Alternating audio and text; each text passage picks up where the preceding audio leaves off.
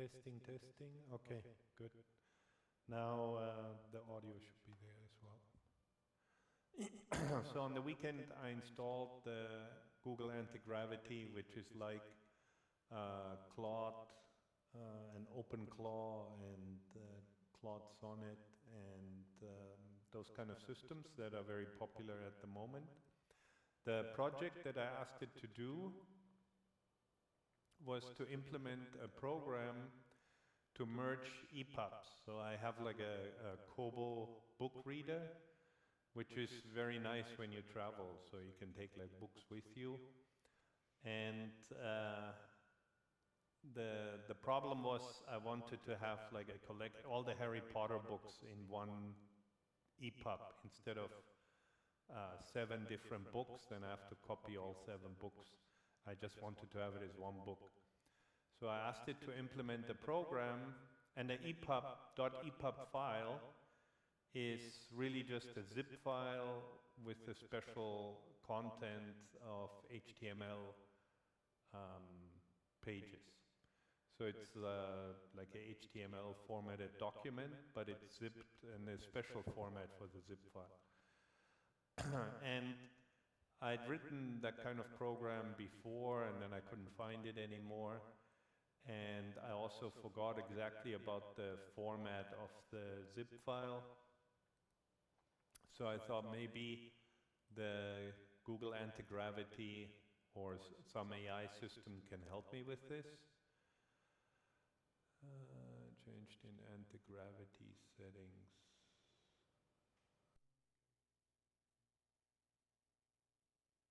And so then it started, but I thought about it. If I were to implement that kind of program, then I would have used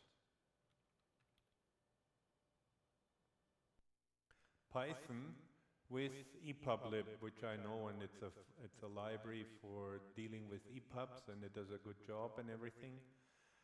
And then I implemented this, probably would take me an afternoon. But then I thought this is kind of suboptimal because I want to run it on the Linux machines and on the Windows machines, and it's not very convenient having to create the virtual environment or to bundle the virtual environment with the Python executable. Like I would need to have a computer where Python is installed before my program could actually run. And then I thought, well, that actually doesn't make sense, right? Because if the AI is writing, the reason why I would use Python as opposed to C is because I can write it faster in Python than in C, right? And it would take me less time to debug it. But if the AI writes the program, then I don't really care. Then I would like to have it done in C. So I asked it with a prompt, and I wrote, implement a C program that merges EPUBs from the command line. And I don't want to run this here now. You can try because I may have to use it later on, and then I need the free credits. So I don't want to go through. But basically, it started implementing it. It came up with a plan. It said, okay, we need to deal with the zip file. So it was looking for zip files, libraries for C that were easy to install. So it found a single header zip file library for C, which was kind of cool because I didn't know. I would have had to look for something like that on the internet first. It found that, it imported it into the project, it created the make files and the main.c program.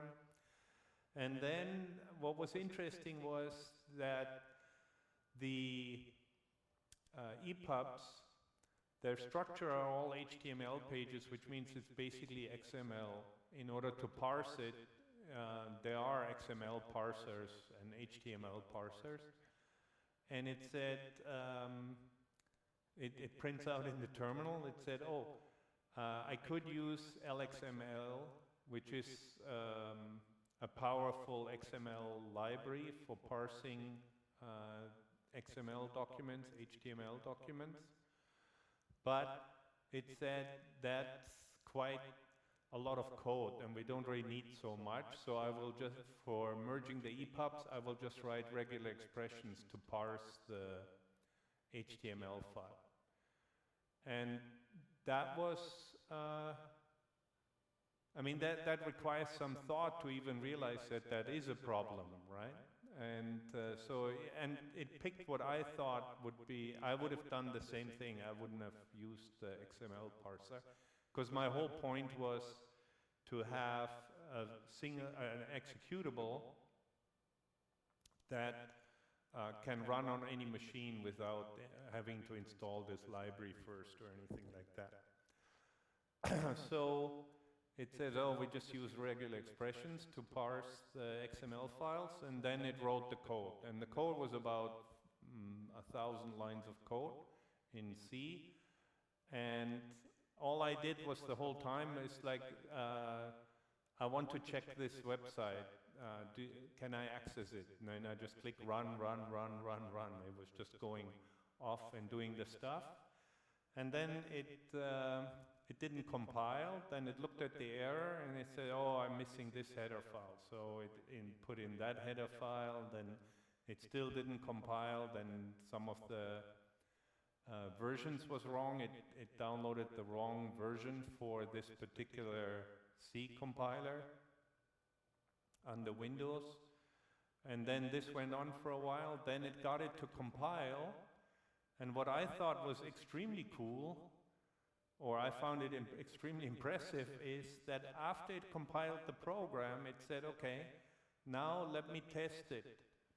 So it downloaded 2 EPUBs from Gutenberg,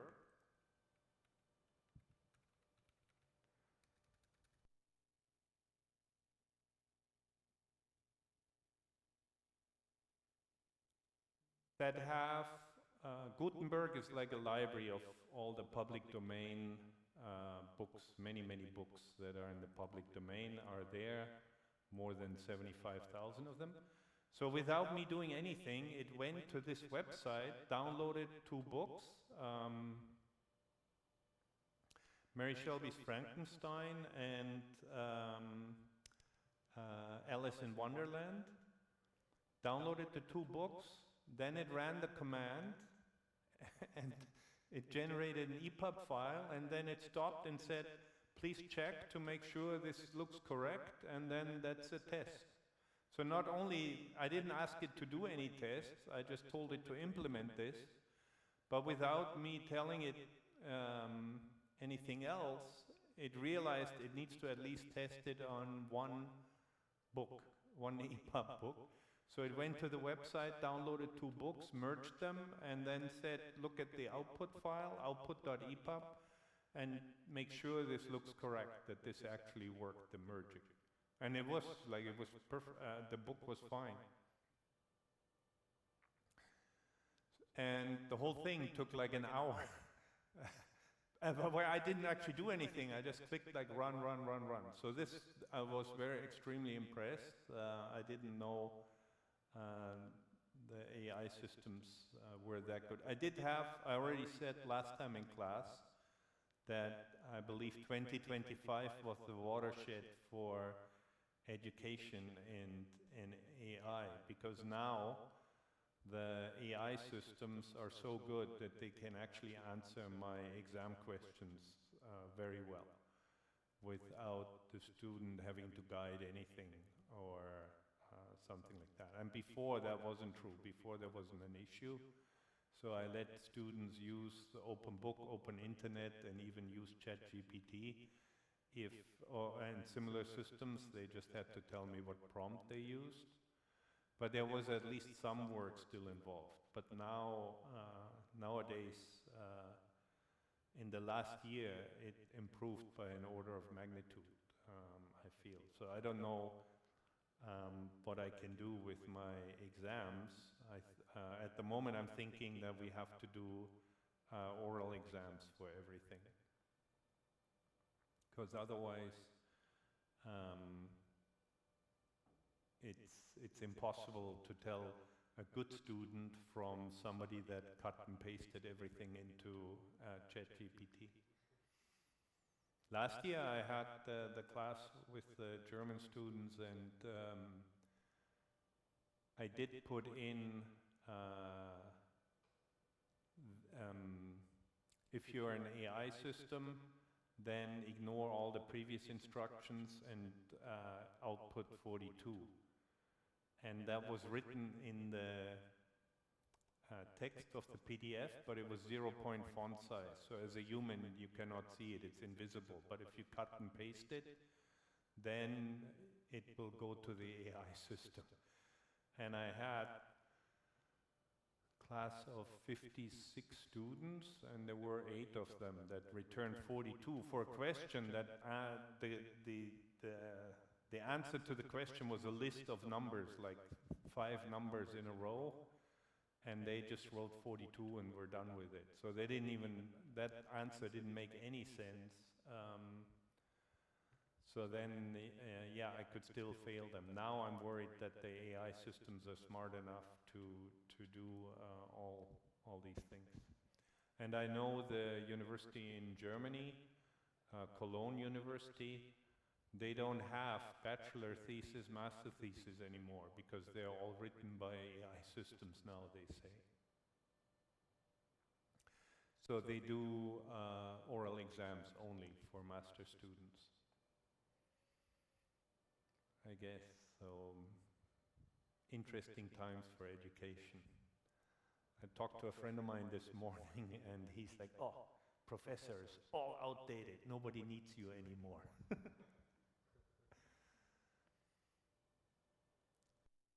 So that's it. Then today I wanted to start with some Android programming, assuming that this is what you use as your phone. If you want to use that to control your robot, then we can write simple Android code. So first, go and install it.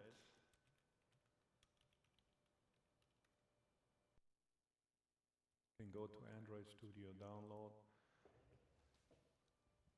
Or did you implement anything before on the phone? An app?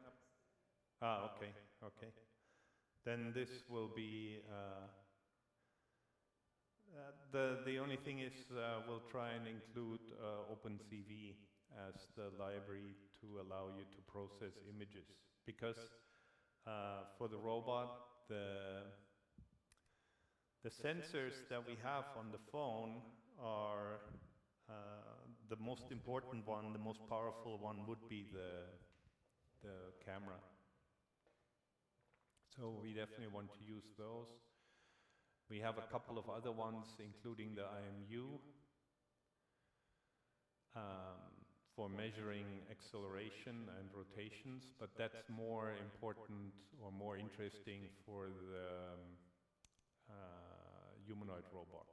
If you want a humanoid robot to balance, that kind of thing, then the IMU would be more important. And you, David, any programming experience with mobile phones? What phone do you have? What? But is it an Android phone? Okay, good, yeah. Then what's the biggest difference between coding for a mobile phone and, let's say, programming in Python or C++?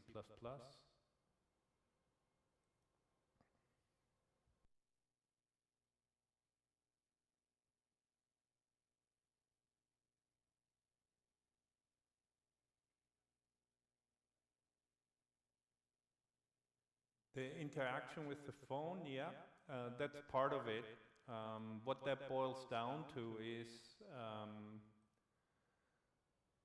the life cycle of the application is very different, right? On a Windows machine or Linux machine or Mac, if you have an application, then you start the application like I start the Edge, not Edge, the Explorer, Windows Explorer, or I start Android Studio, then I interact with it, and when I'm done with it, I close it. But for the mobile phones, they are, I think nowadays it's probably, that would have just worked fine, but when they started with the Android phones, they didn't have a lot of memory, they didn't have a lot of processing power. So people, however, wanted the applications to be available right away. So they didn't want to wait like 10 seconds while your web browser loads, or 5 seconds until your mail program, until you can send a mail. So Android has a much more complex life cycle for the application, where when you actually start it, that's the first time, right? But then when the user uses the interface and switches to some other application, then that application is not actually run anymore, because as most applications, the life cycle, it's considered that if it's not on top of the screen, it shouldn't do any processing, to save battery power and to save memory and to save processing cycles.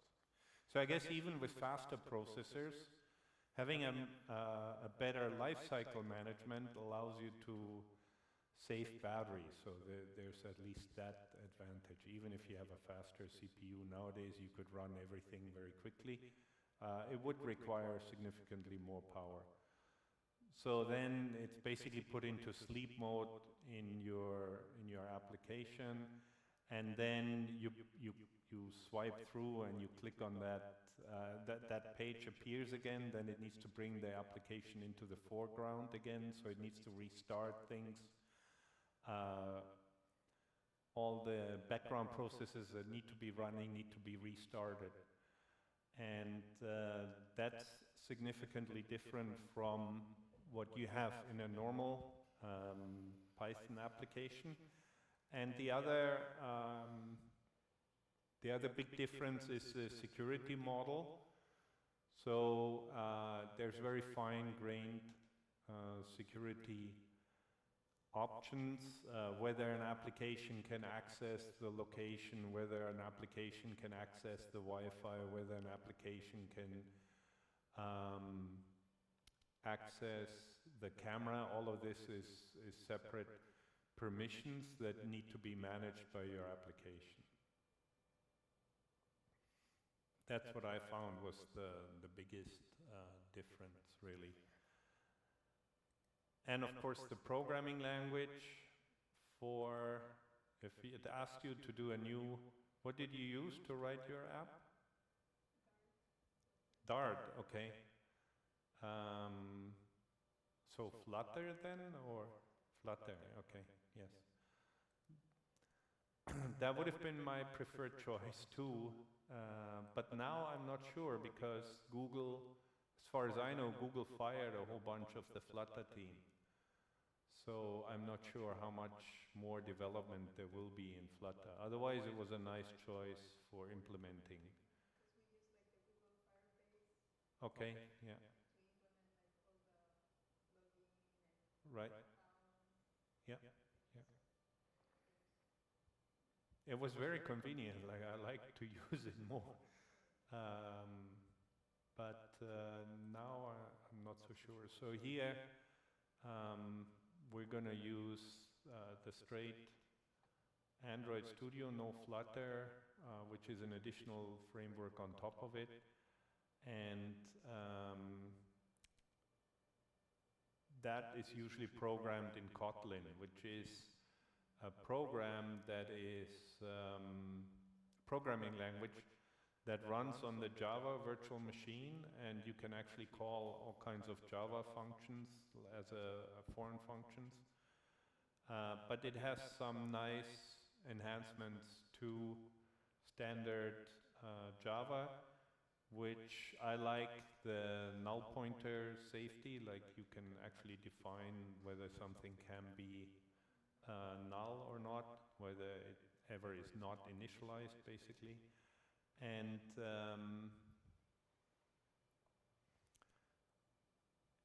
what was the other? There was one other thing that I liked, which I thought was pretty cool. We'll see.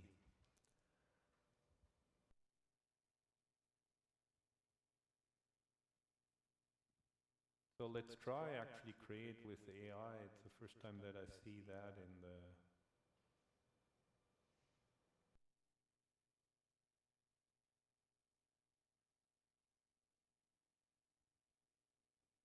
Gemini for AI.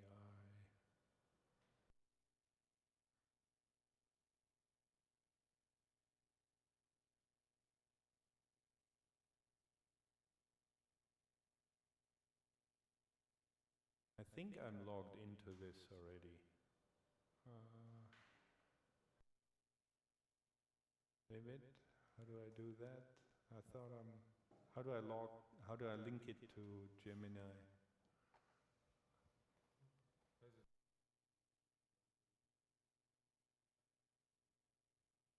Signed into Gemini.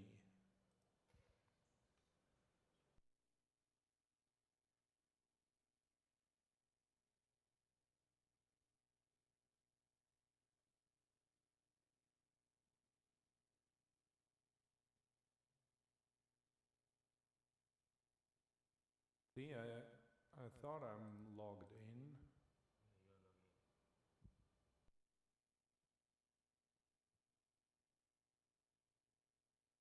Gemini for Android Studio.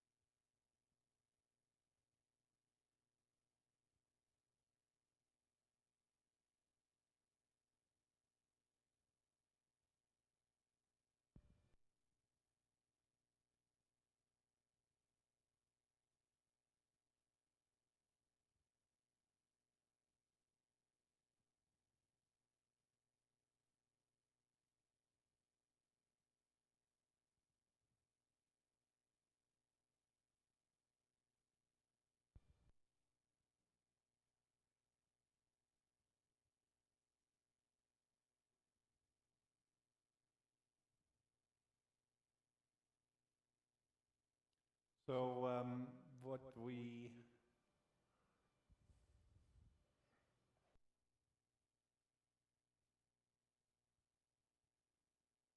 what we want to implement today then is something like this app.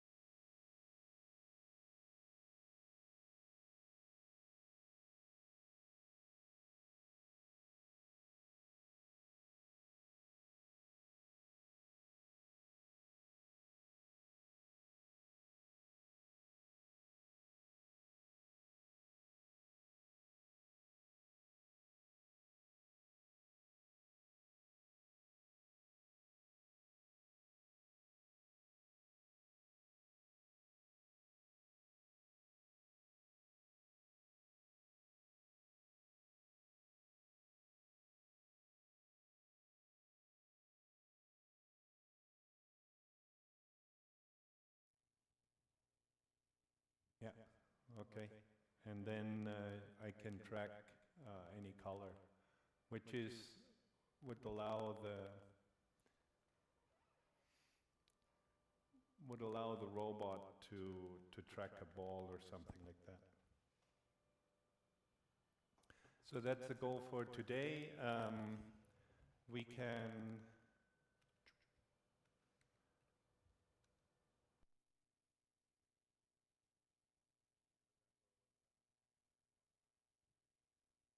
how to log into Gemini. Okay, where? Okay, let me have a look. Because it'd be interesting to try.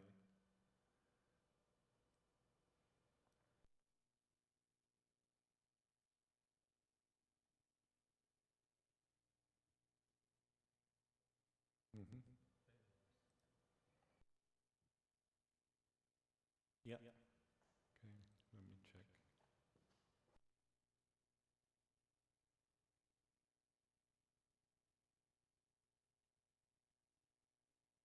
Okay, but it's all in Chinese.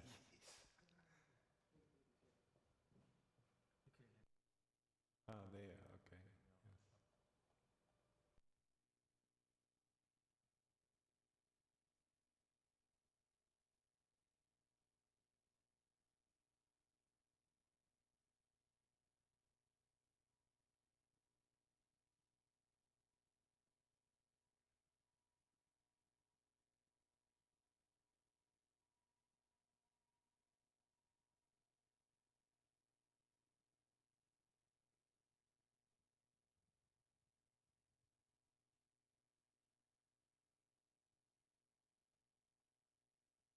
Yeah, see, I was already.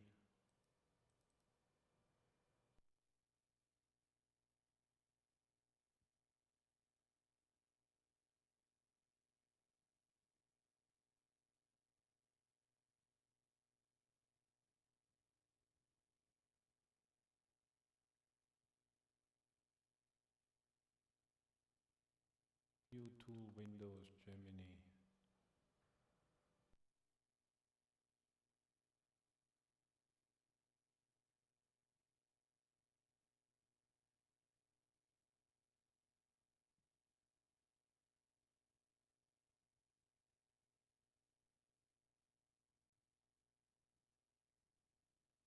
Yeah, let's see if we can do it with.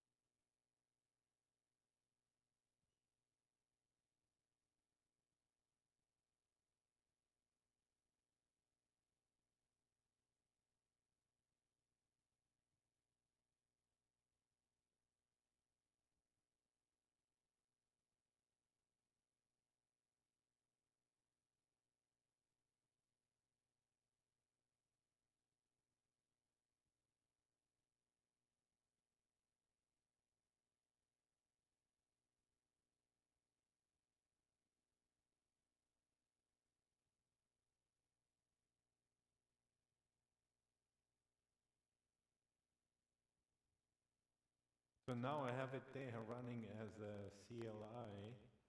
I want to run it in, no.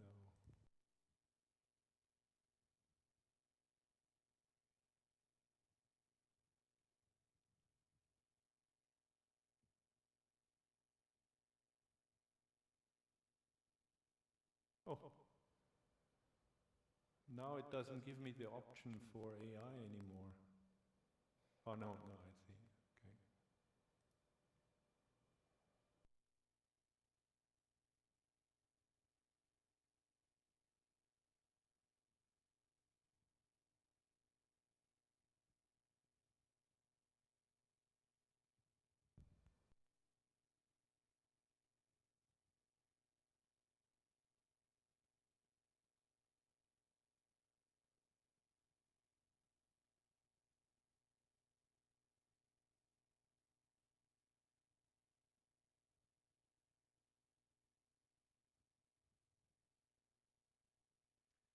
Okay, let's, see.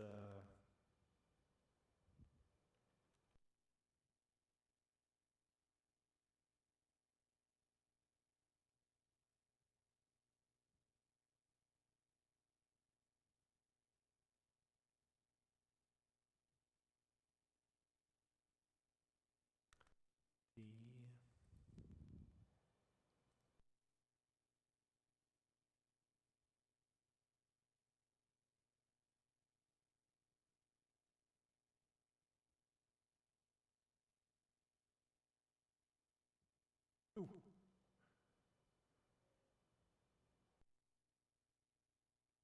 Okay, I have Gemini running there now, but not under Windows, Android. So let me see. So here you can choose the language, Java or Kotlin. The latest, more powerful version is Kotlin.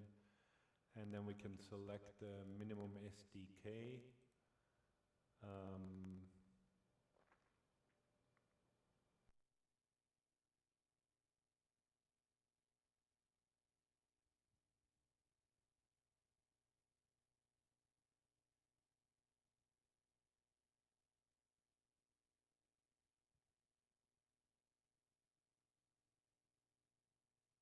And then it generates the sources. Let me go to Discord and try it.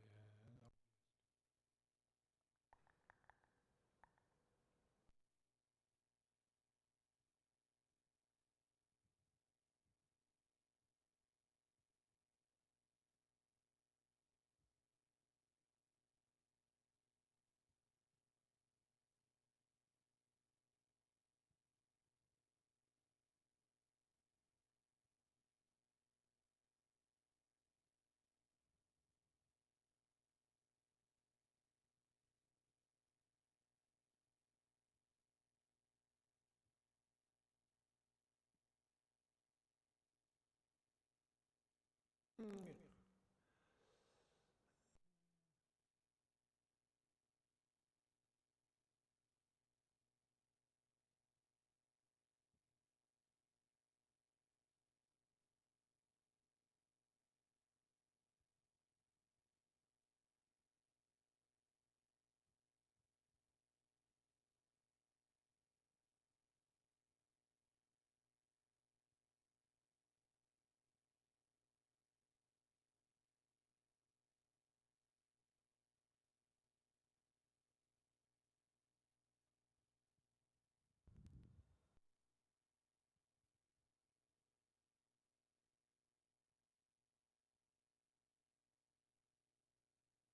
Okay, now I think I managed to log in.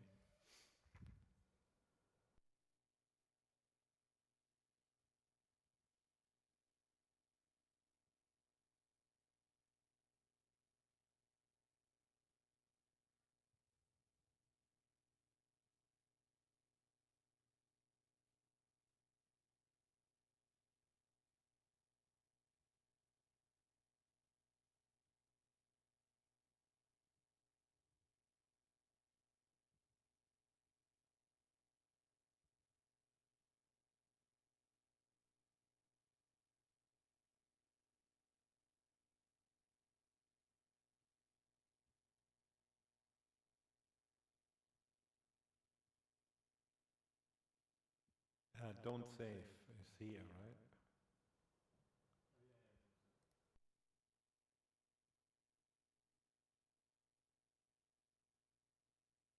I thought I had two-step authentication already.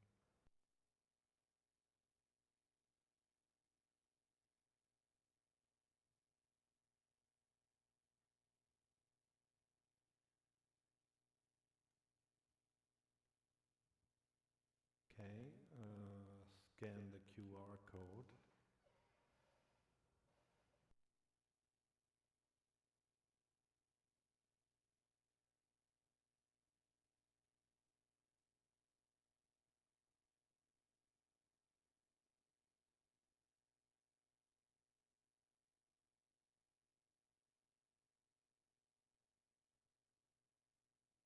Hmm. Okay.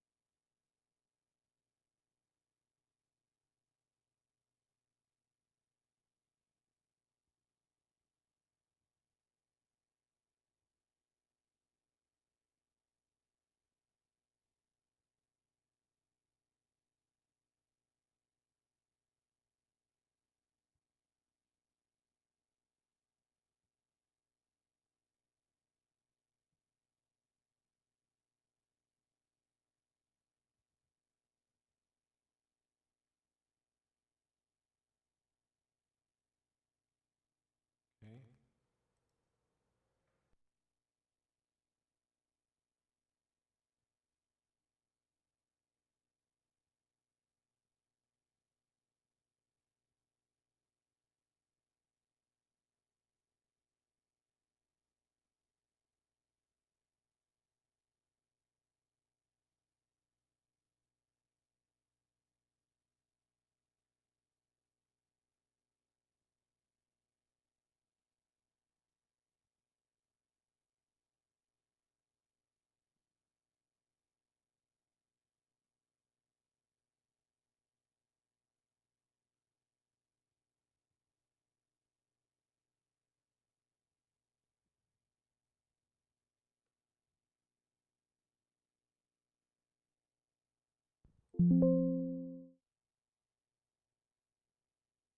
I am signed in. What are you talking about?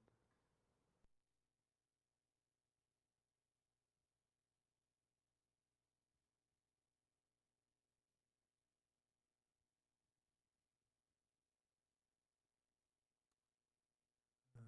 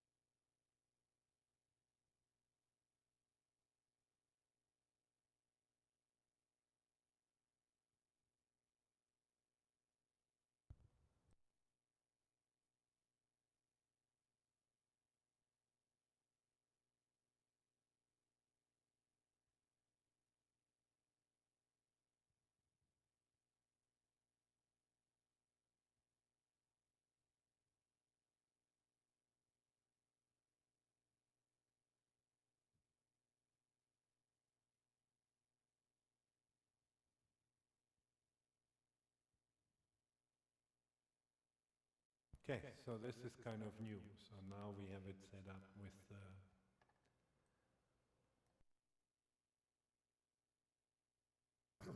the Google Gemini AI support. So we'll see how that works. That'll be interesting. Um,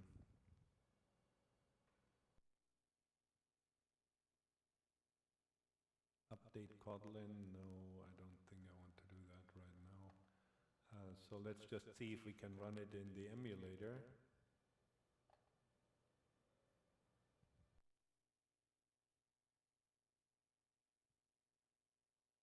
That I cannot do on this machine, I think. Cancel.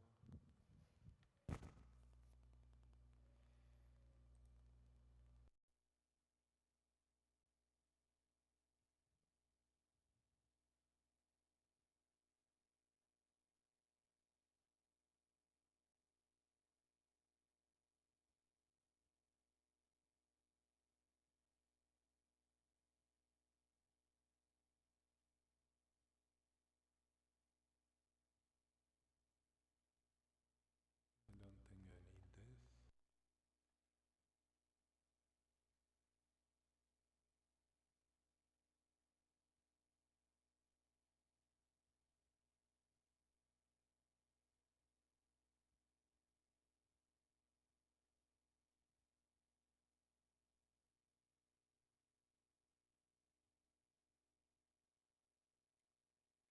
Okay. So we need to create a virtual device if we don't have one.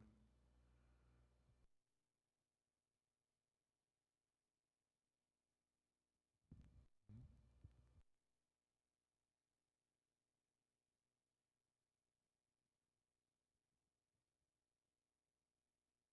See, where is it?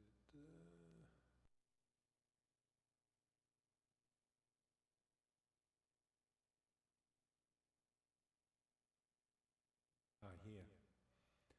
It showed up there. So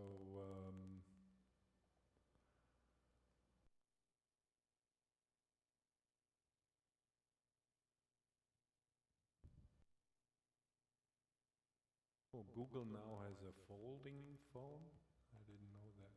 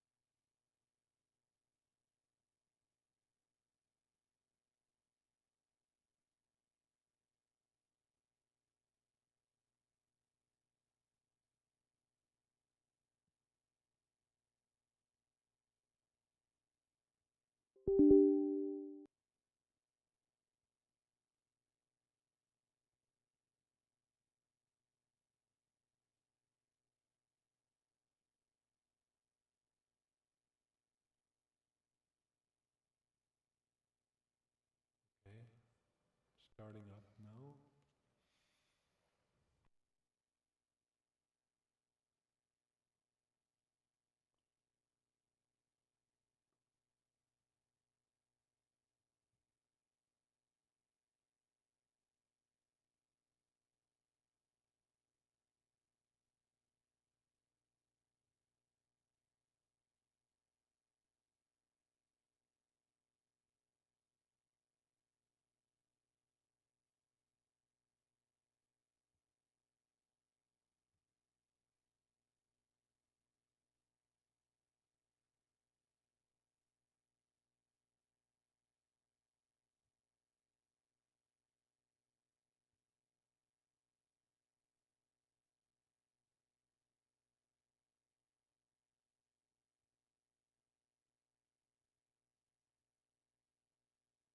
So this now starts a emulator of an Android phone.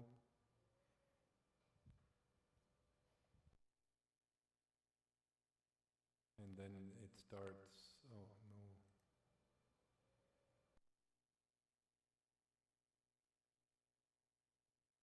Then we should be able to run our app on it. And there's the app.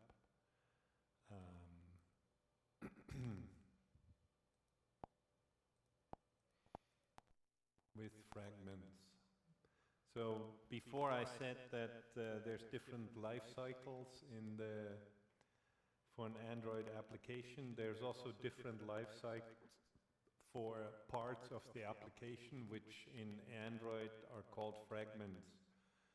So anything like one screen is one fragment, and then you can also unload those, stop them from running, and not using extra resources or not wasting any resources. And here this is the action bar. So now let's see if we can do something with, let me just try and run it on the phone too.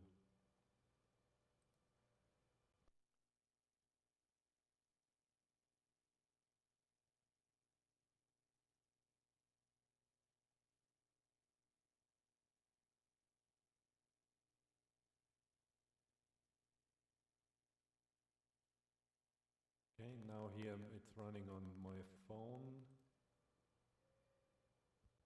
And there it is.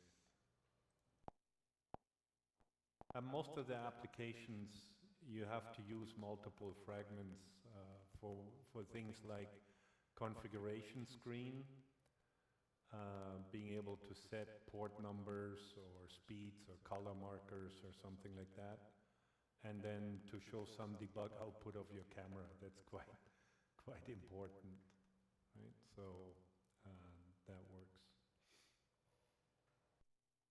So now try and set this up yourself so that we can add the OpenCV library.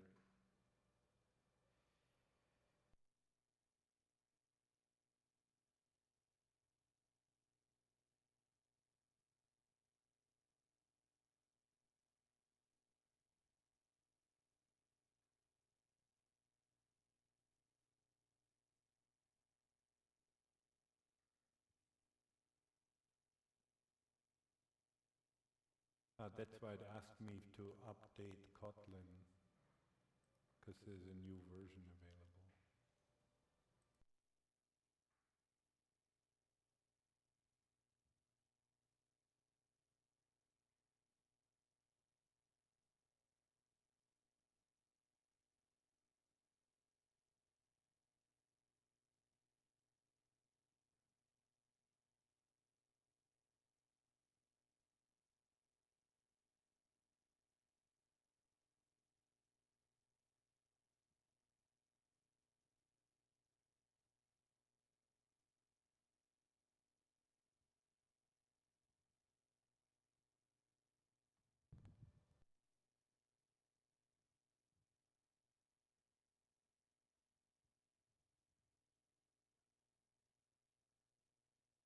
I just used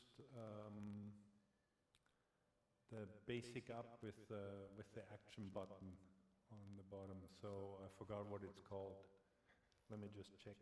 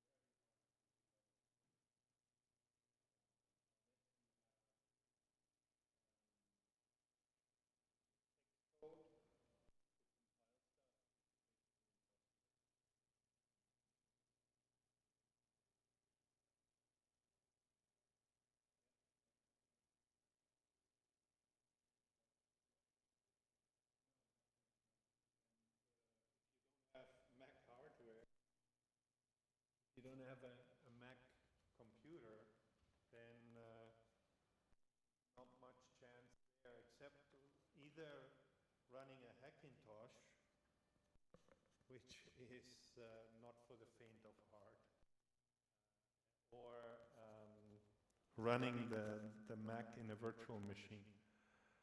But that is also not recommended. I don't think it works. It'll work much longer because now, if it's not running the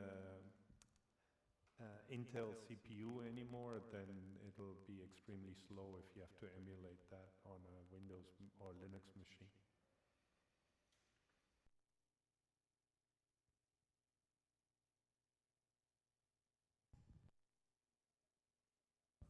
Okay, good. Yeah, for you, nice. You have it also connected to Gemini?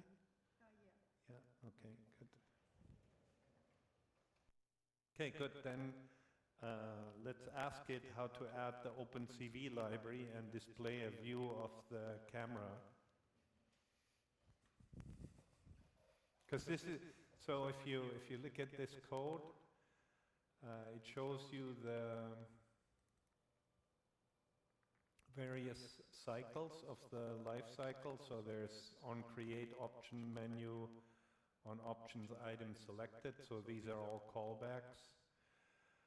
On support navigate up, if you want to do that. And here's the code for the first fragment. So there's on create view, which is when you actually create that particular view. Once the view is created, then you can actually do stuff with it. So this would be like calling the constructor for the view, and then getting a callback when the memory has been allocated, and then when the view is destroyed. The main activity, which will start the fragment controller,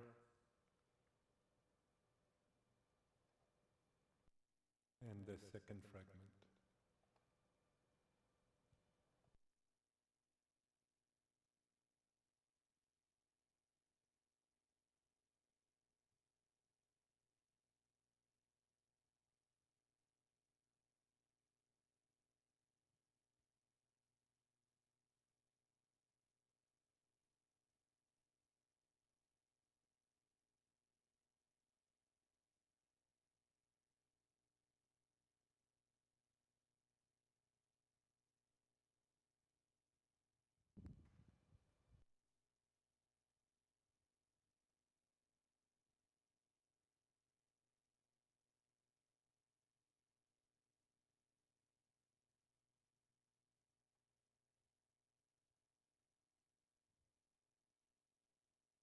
So where did my Gemini go now? Huh?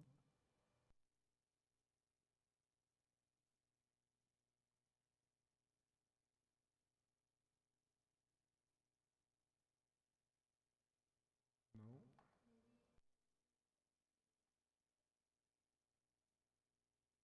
Yeah.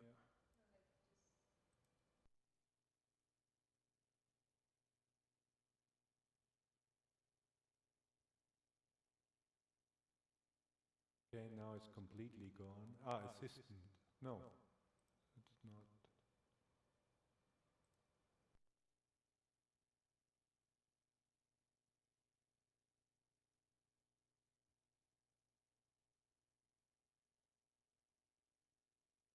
It was there before.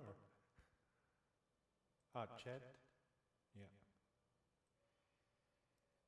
Okay, so now let's try something. So what kind of prompt would you use?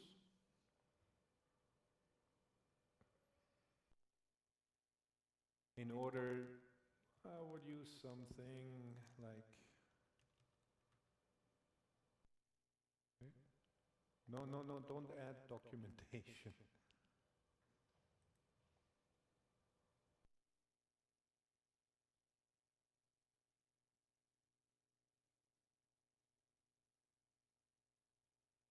Add a third fragment.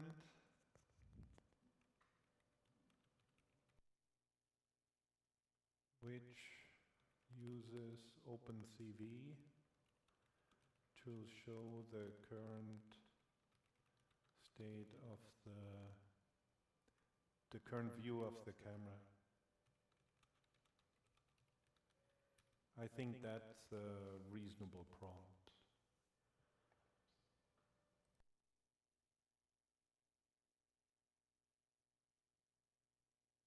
Try that.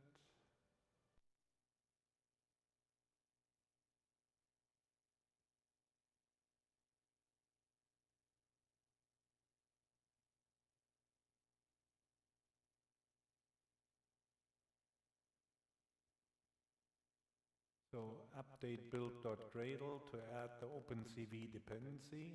Okay, that's correct. That needs to be done. I always forget how. Create a new layout. Uses a Java camera view. Okay, yeah, we used that before. Create the third fragment to actually show it. Update navigation.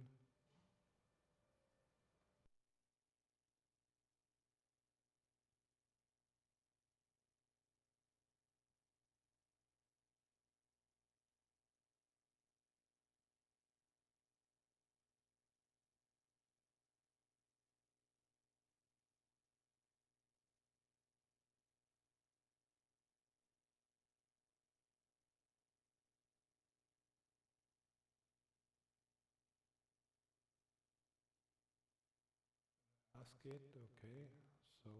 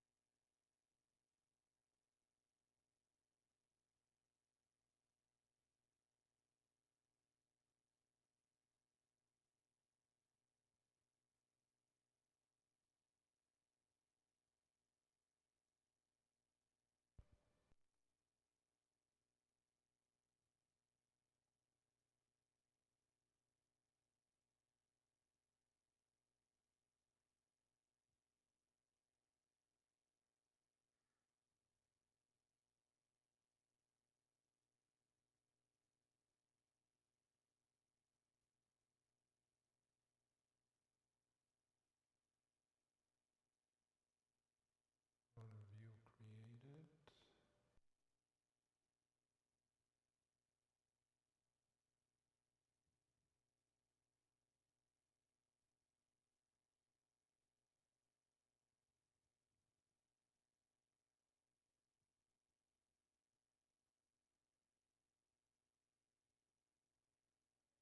Looks like it did that already. Now I have it there twice. Two third fragment, okay.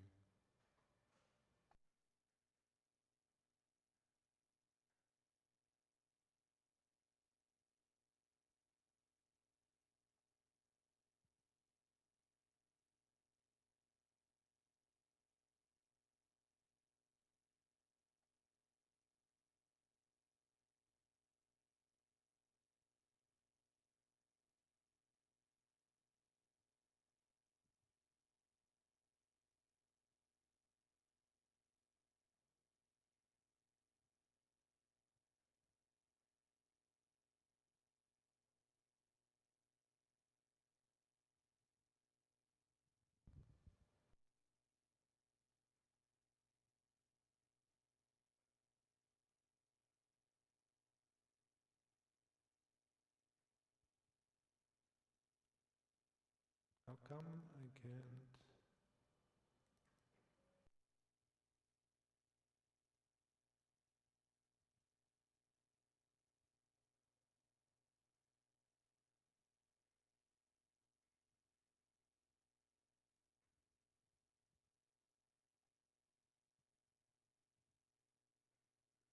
Okay, let's update to the latest version.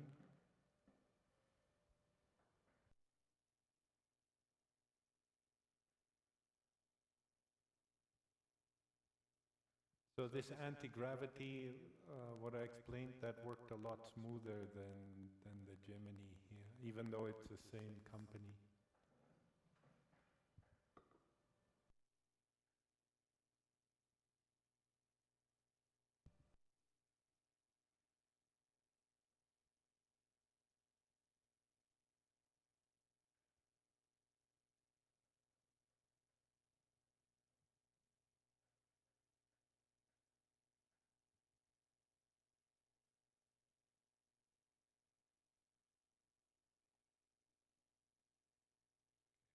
So resources, values,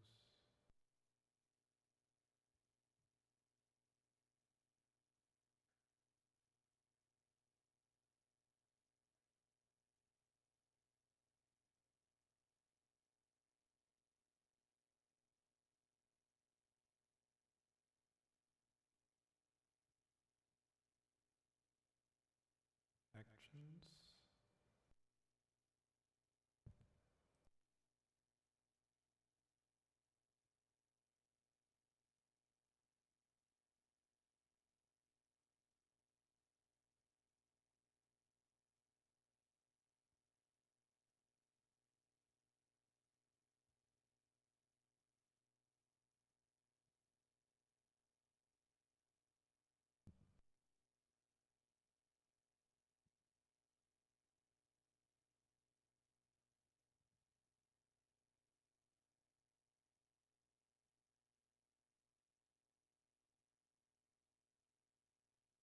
Oh, now I'm already over the quota. We haven't even done anything yet. Okay.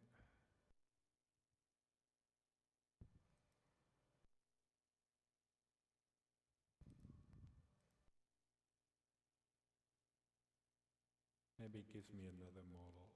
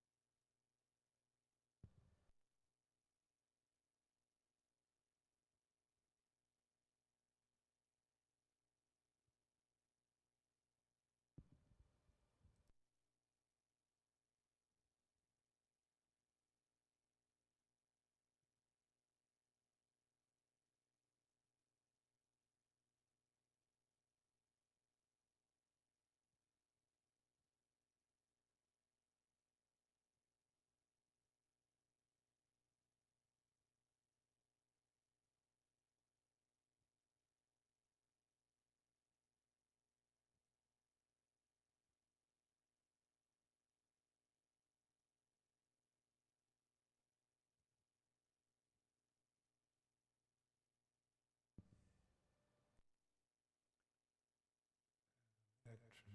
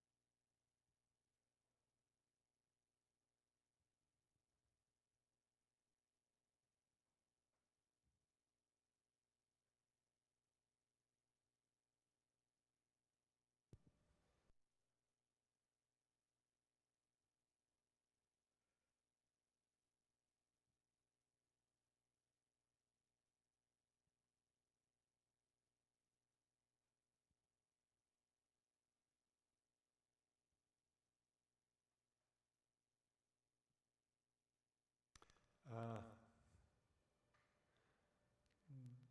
so now they made the the whole navigation thing more complex. You can actually do that there, and the main thing is it allows you to add different animations.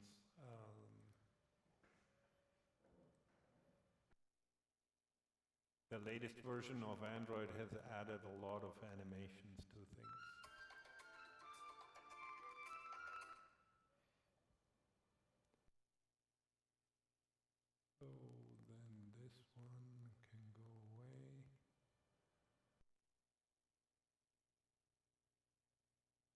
First fragment to second fragment, add an action to destination, third fragment,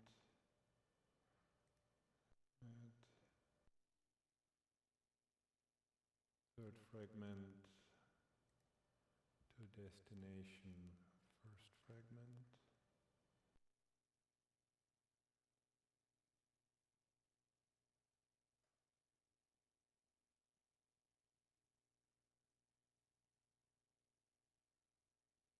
Oh, first fragment to second fragment. Okay. Second fragment, third fragment, fourth fragment. Back to the first fragment. Okay. Good. Now we have at least that.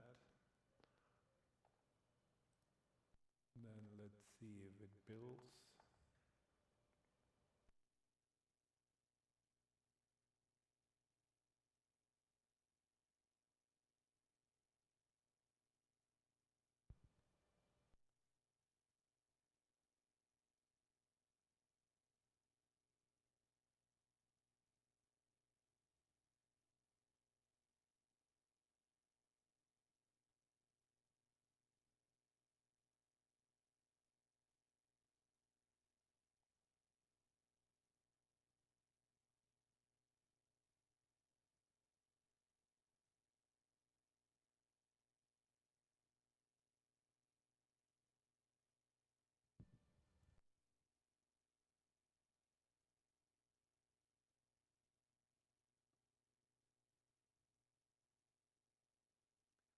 I guess it renamed the actions now, so it's trying to fix the names. Okay, and we can accept that.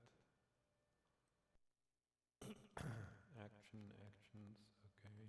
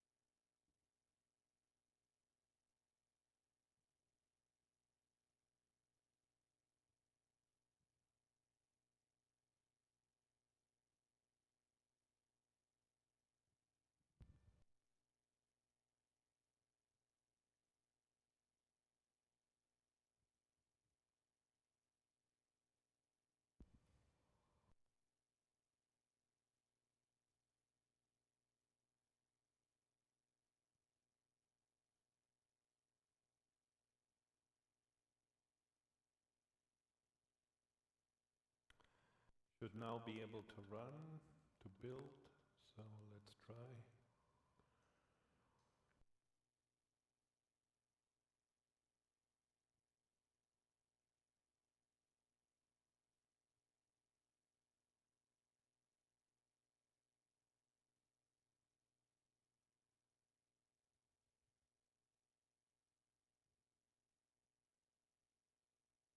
Let's fix the OpenCV one first. I want to see what it's trying to do.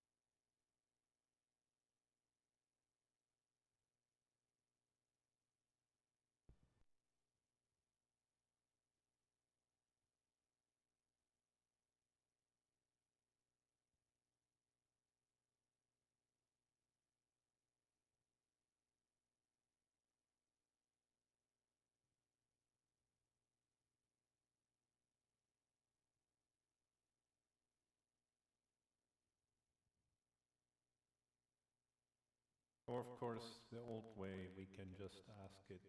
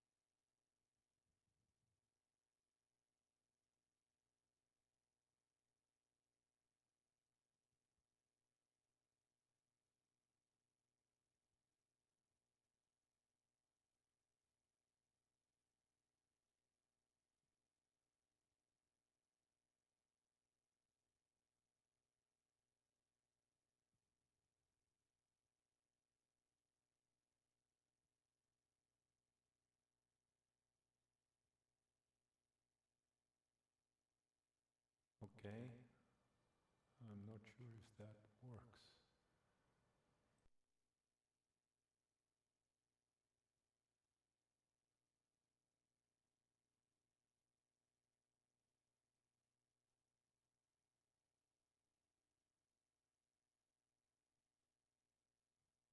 Well, this changed introduced 3 errors. I think it should have stuck with the higher target SDK version.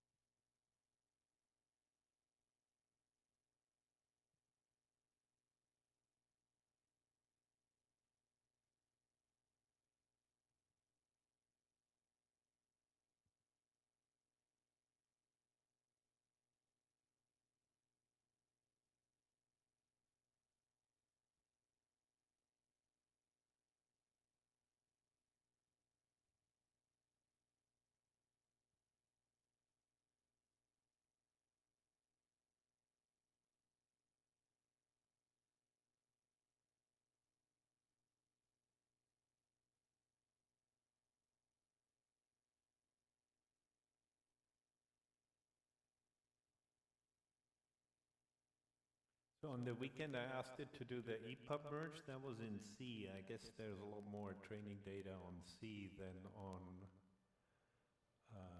Kotlin and Android development. I don't know why it's messing around with the versions.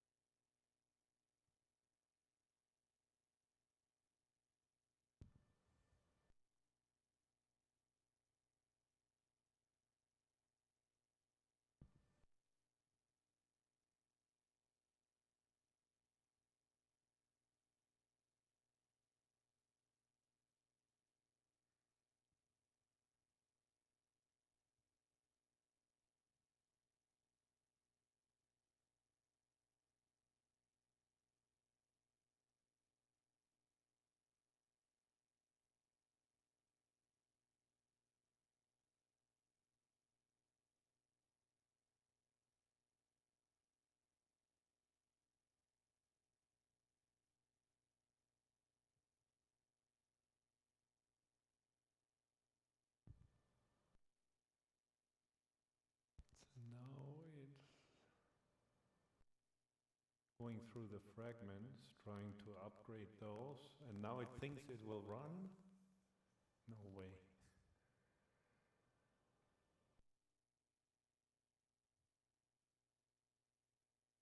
Some incompatibility with Java virtual machine.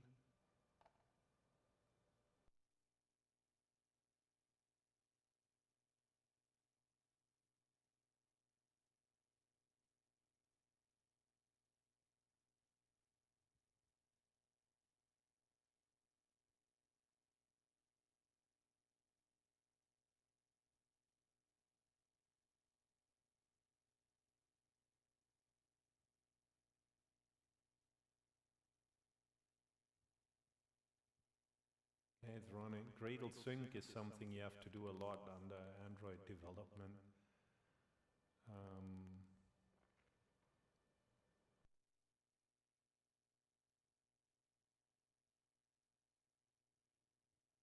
So now it's installing a different Android SDK for some reason.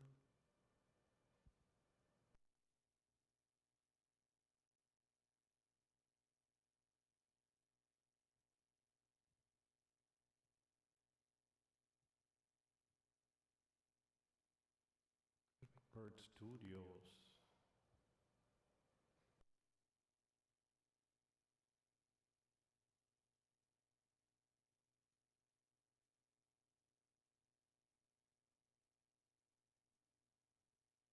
Really? Okay.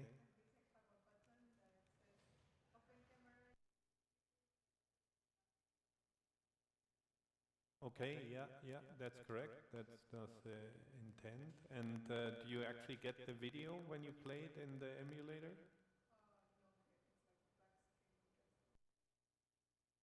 No, no, it shows the video usually.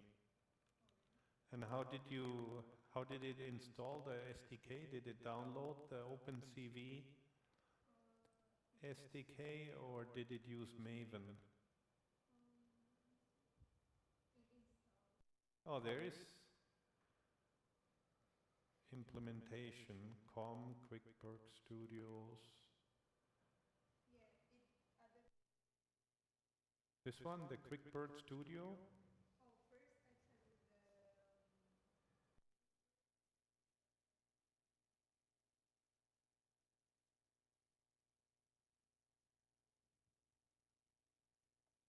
Let me have a look.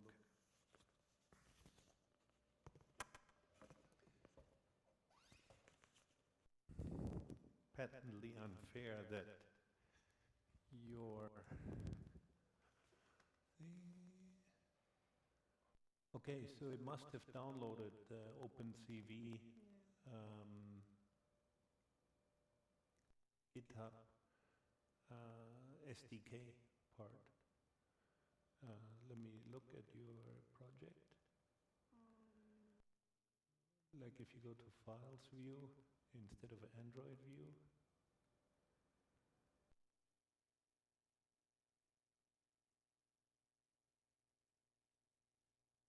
Source. Click on the source one. No.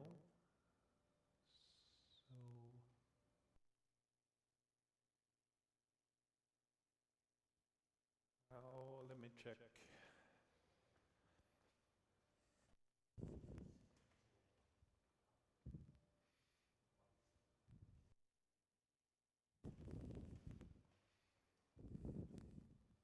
So just search for QuickBird. Like if you hit search all files. I just want to see if you have that in your...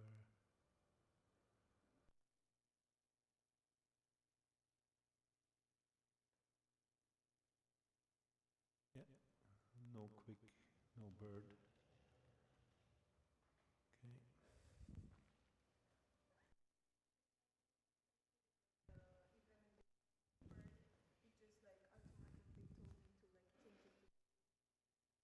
Really? Okay.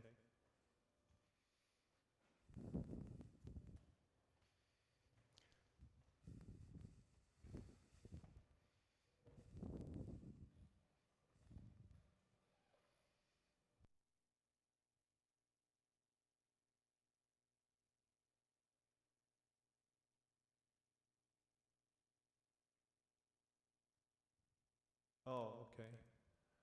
It asked me now to add a Maven thing.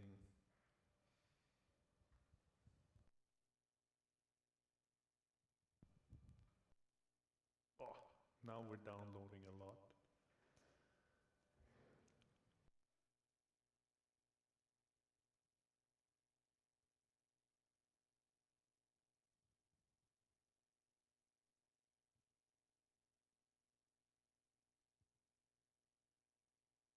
Dependency crash.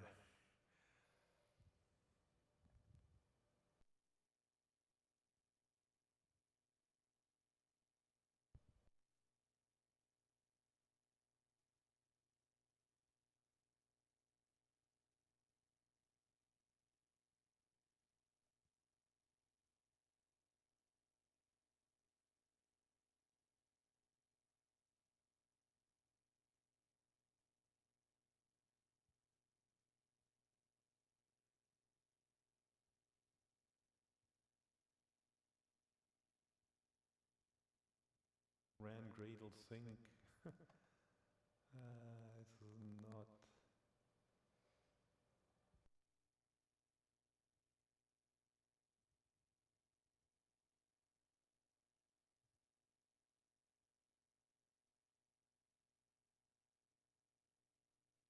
So this happens quite often with me. Maybe I'm just not lucky with Android development and Gradle, but if the syncing fails, eventually it gets out of, it's unable to restart, so then you have to invalidate all the caches and restart.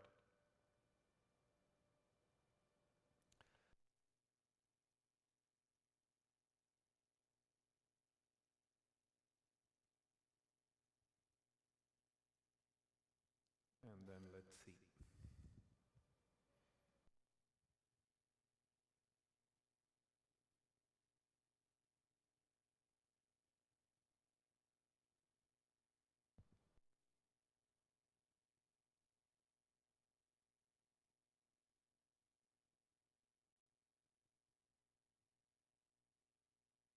Whoa. Oh, these are all the libraries. See if I have anything for OpenCV.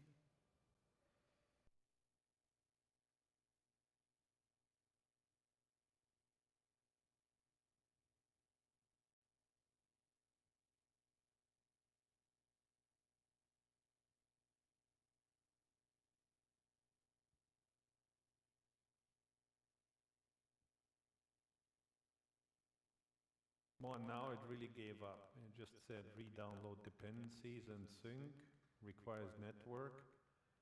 And it doesn't even give me the option to try and use fix AI to fix it. So if I click this, I get the same thing.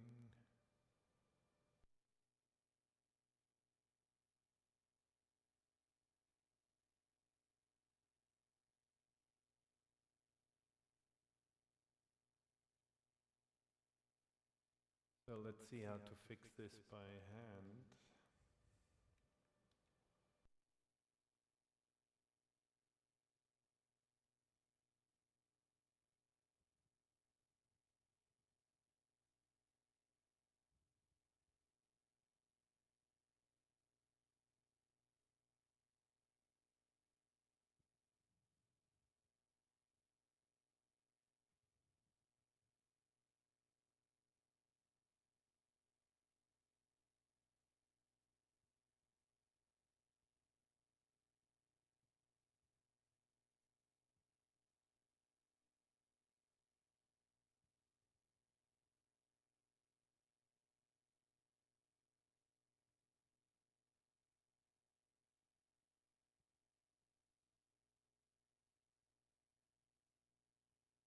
Your project may be using a newer Kotlin Gradle plugin, deprecated.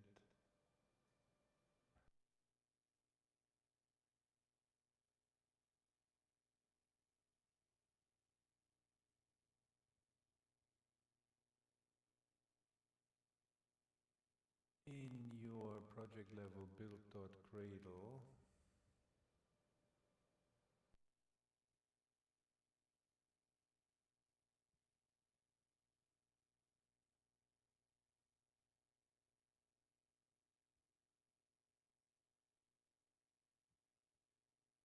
oh, I don't even have Android anymore as the option for the view.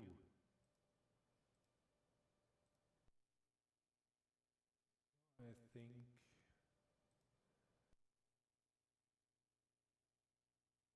mine really messed up.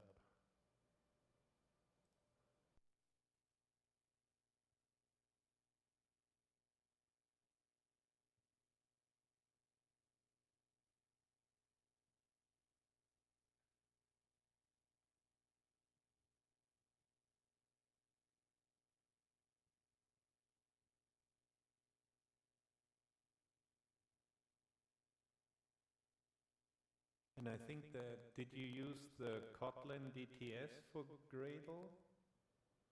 Or, yeah? Okay. Because that's what I selected too, but that seems to be one issue.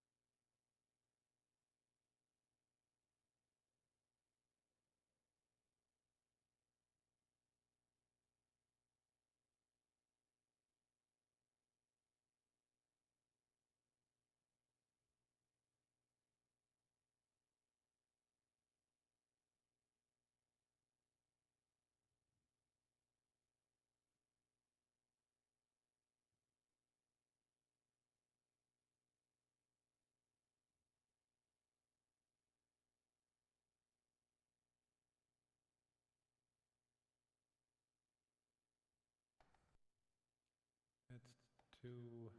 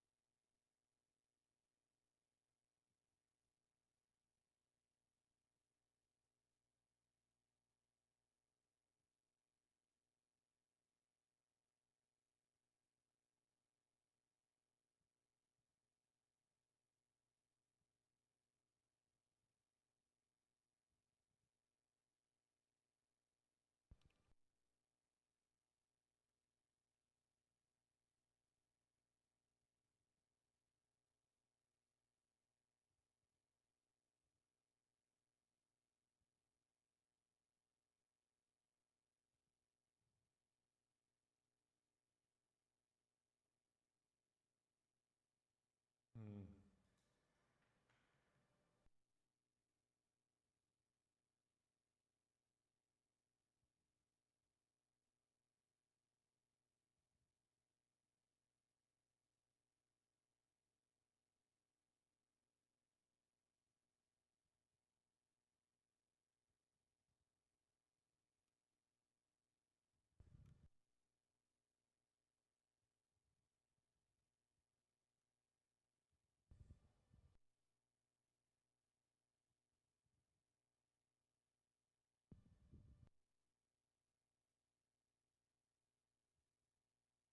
This was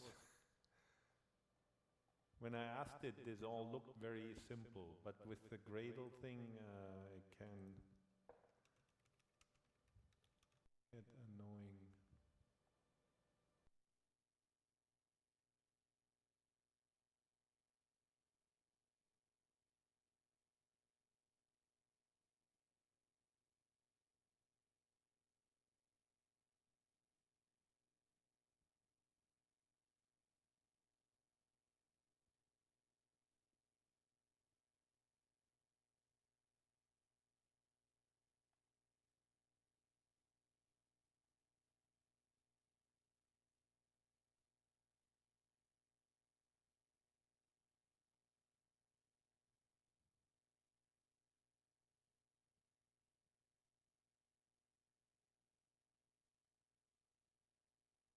I'm sure I'm not the only one with this error.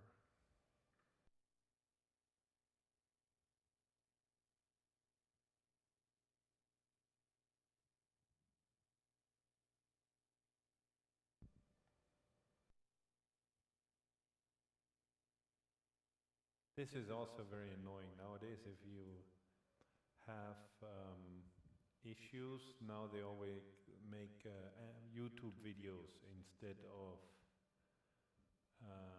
just telling you what to add.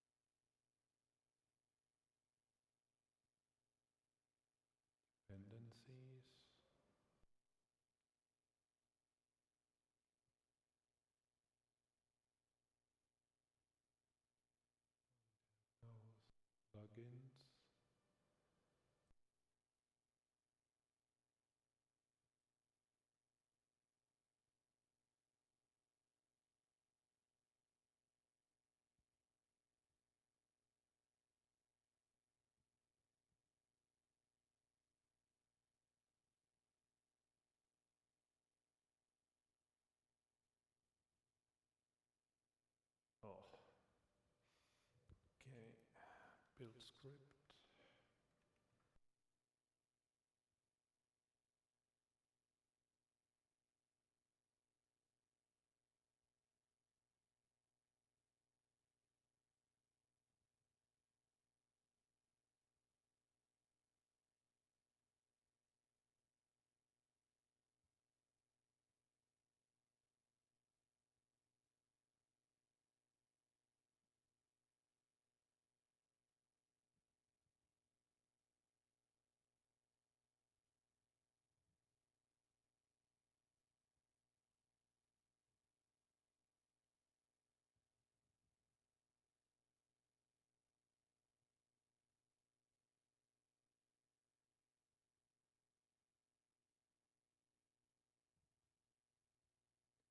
So what did it define for?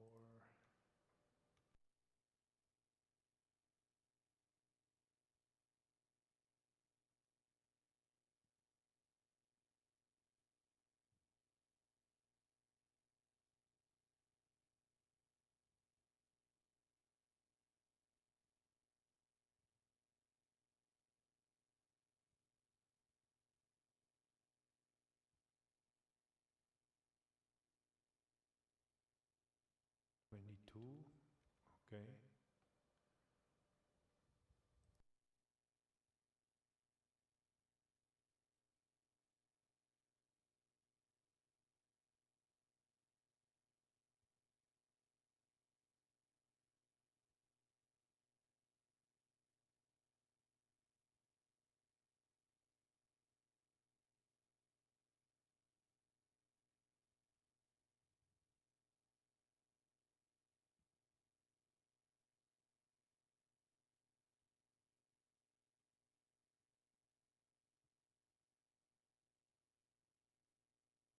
Once you have so many problems with Gradle though, it usually is a good idea to just start fresh, I think.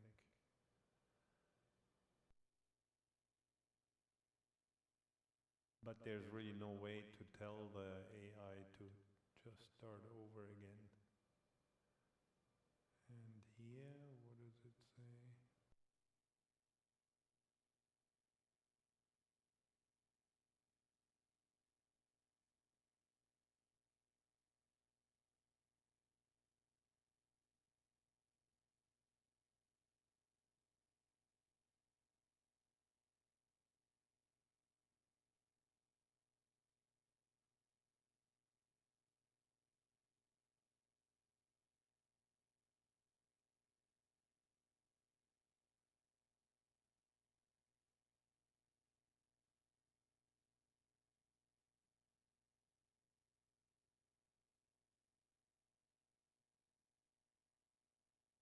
Okay, now.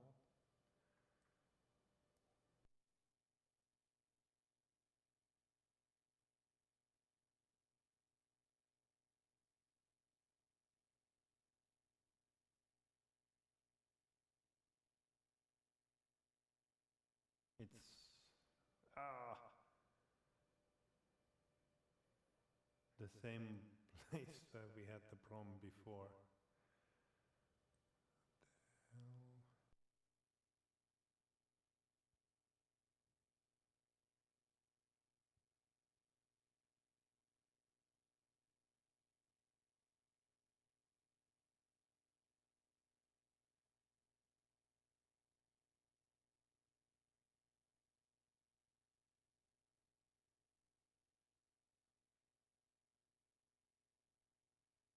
Oh.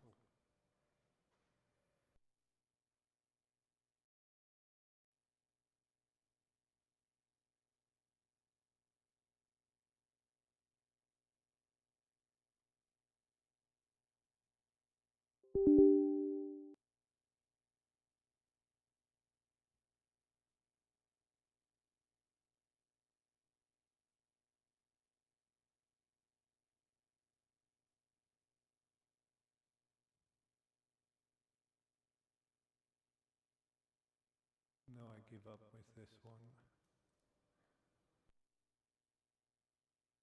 Looks like my Gradle build process is hopelessly messed up. But yours was more successful. How about you other guys? Have you got the app including OpenCV now?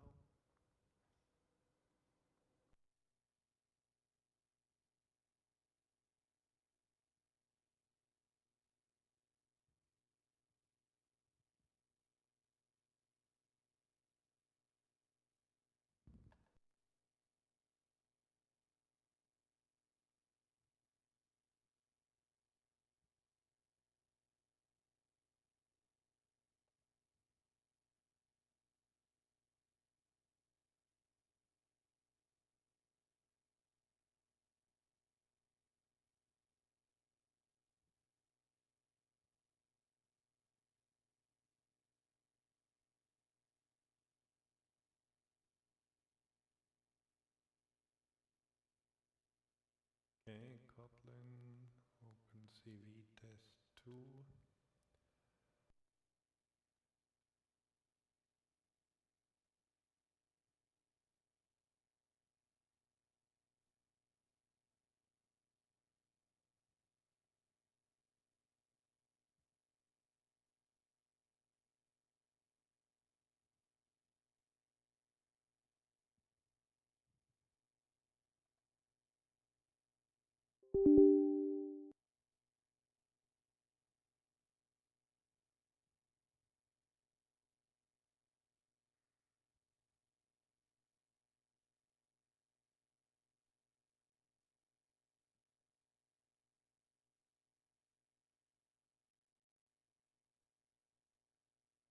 Okay, let me see if that runs at least.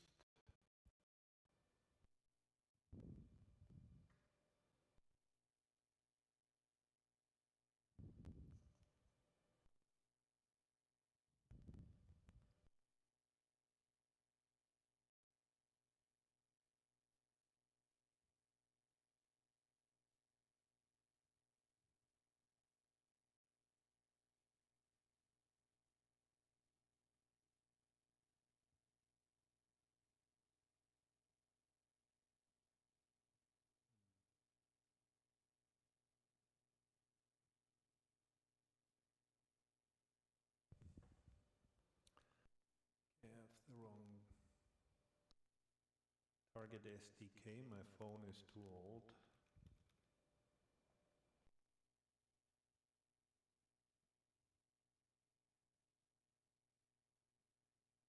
Min SDK. No.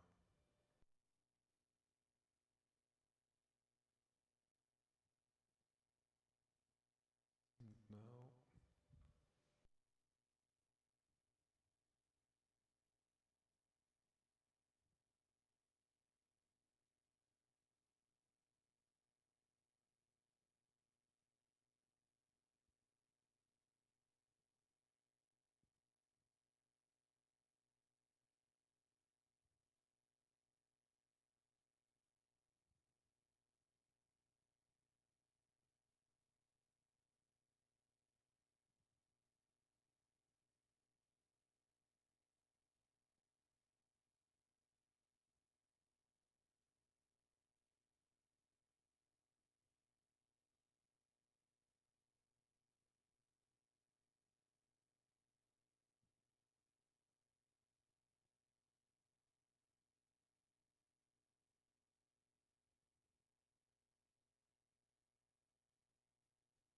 21, okay.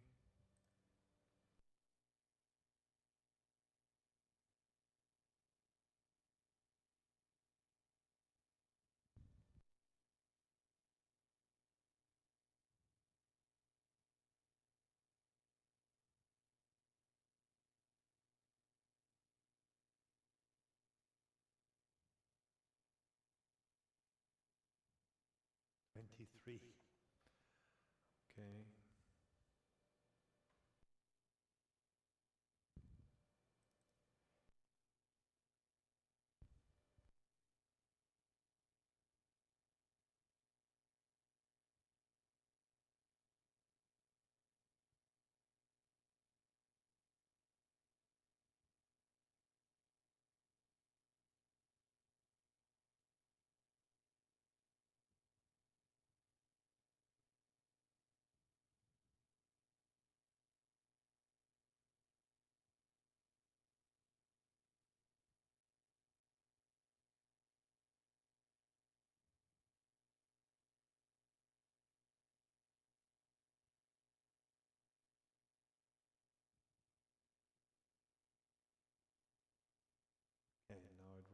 so 26 shows at least hello world, which is good on the phone now, and on the emulator.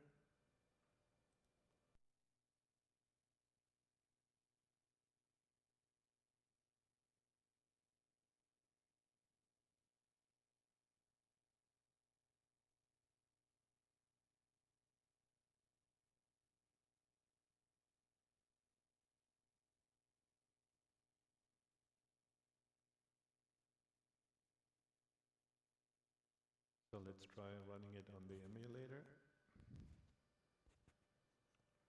Okay.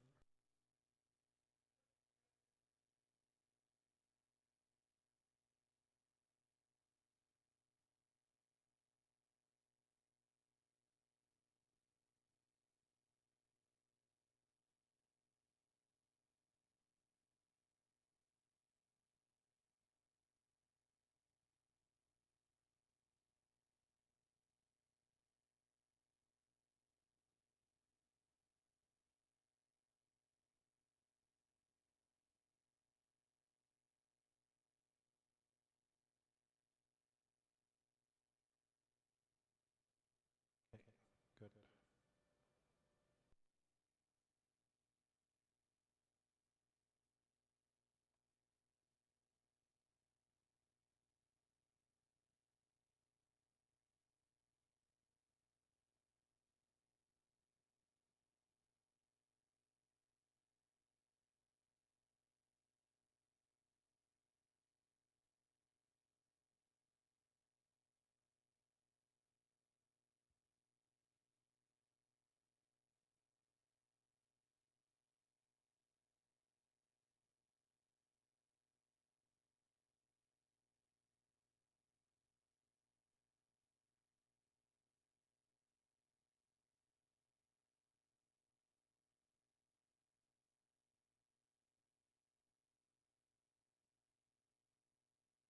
So let's do it in steps. Add a fragment.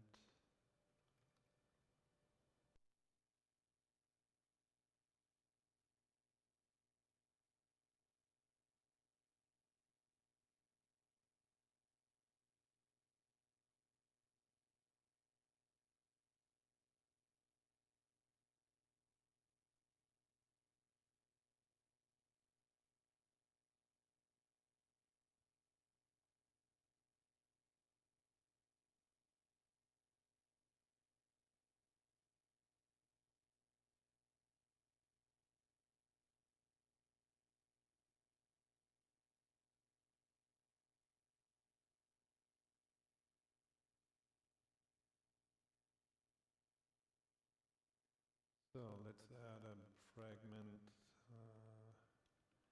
camera view fragment.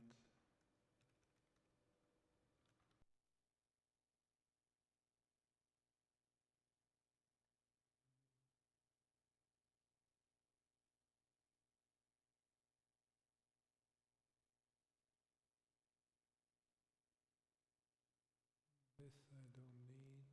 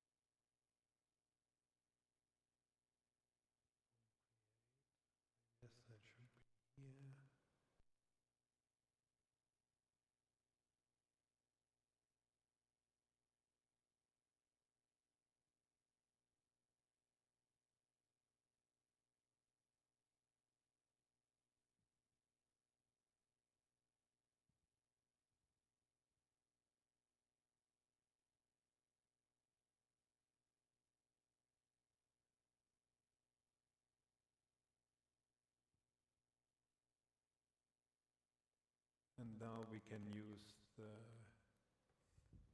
view to add a fragment view.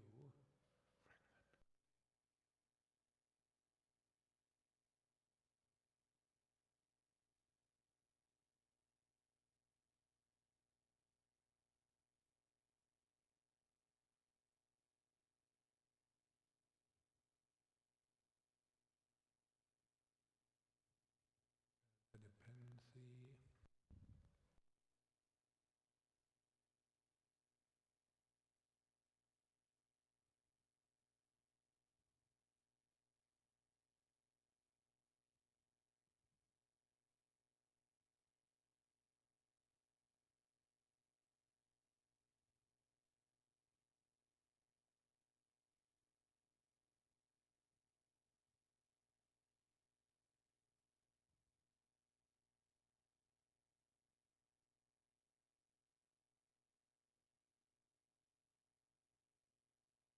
Now it would be centered, but I want to change the width of this.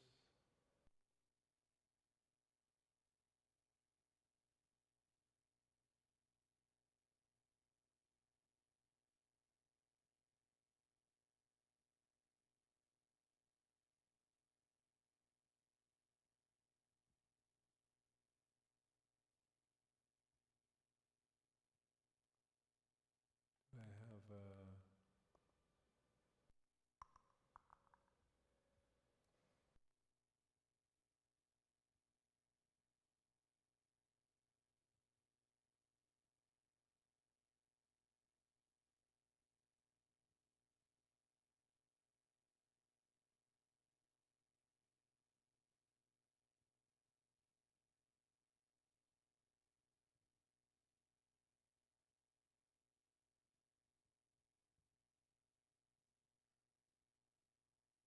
and here we can move this one to the top.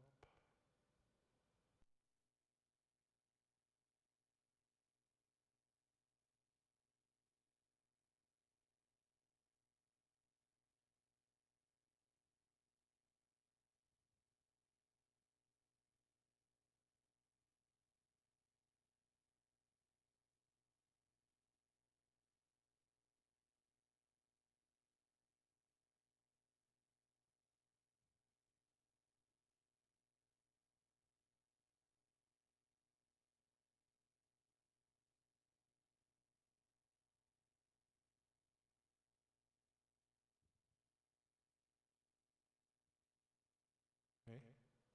Okay.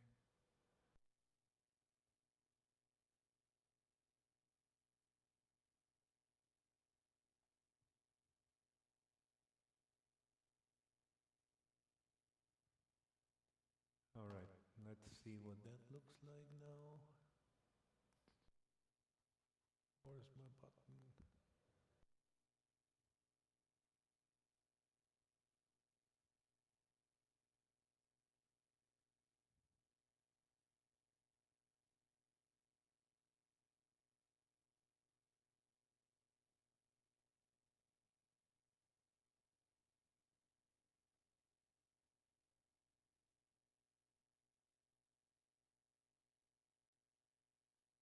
So for the layout, like you saw, you have to define the constraints nowadays.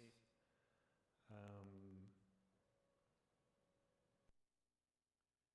it's not fragment container, but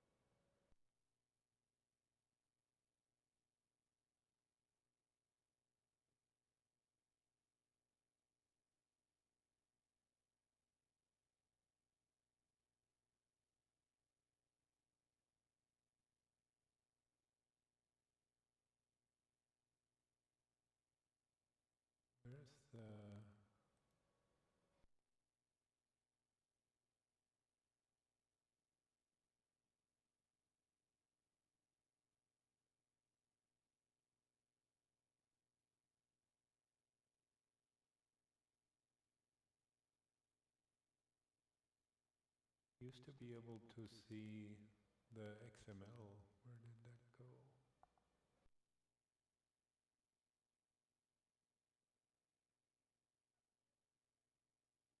Ah, here, yeah.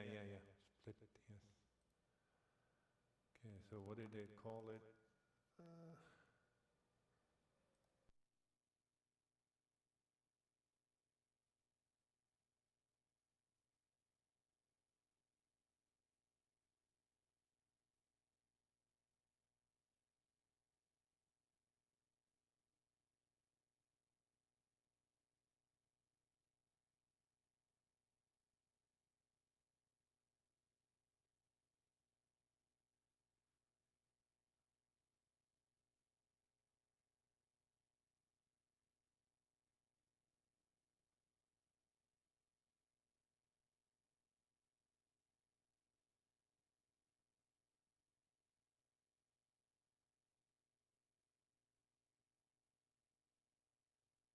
oh, it wants it like that. Yeah, let's try that.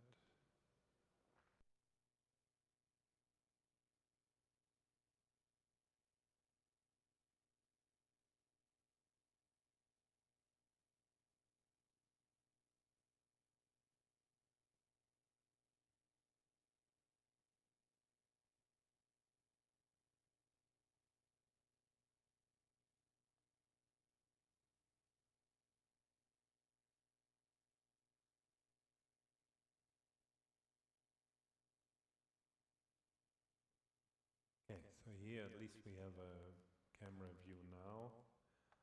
And now see how to insert OpenCV.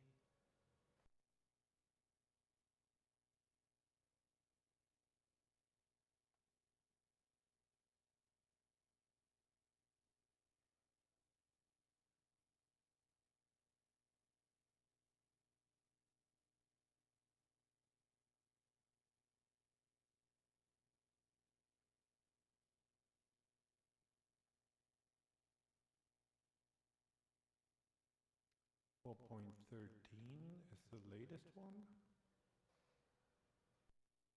Okay.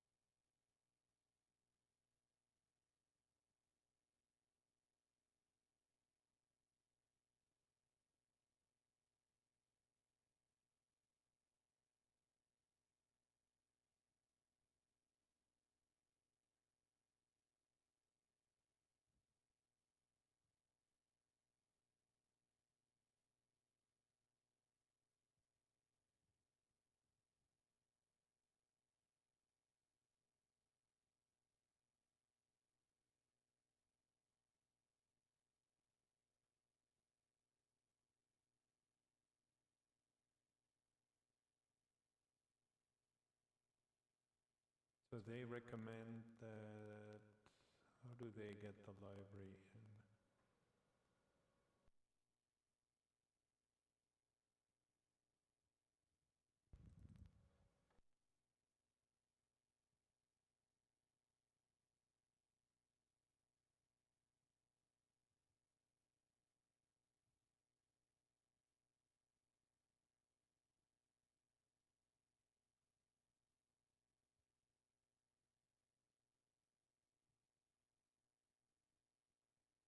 Sample with SDK.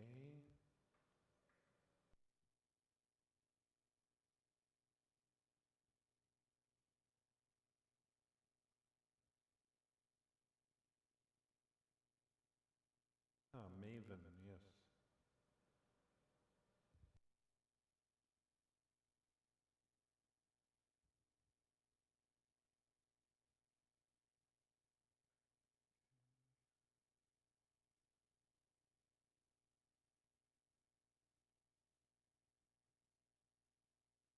Just this one?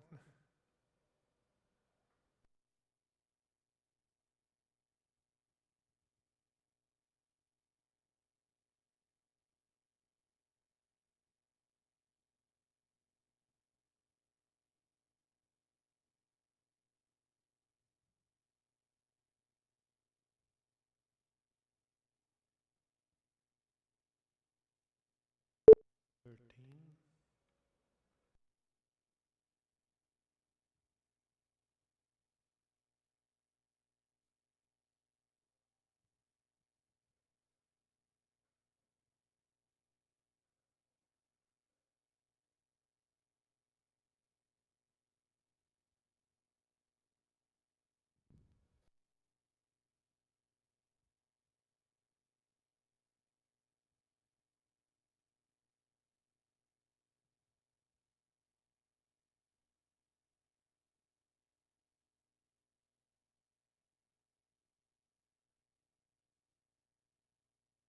On create. Okay.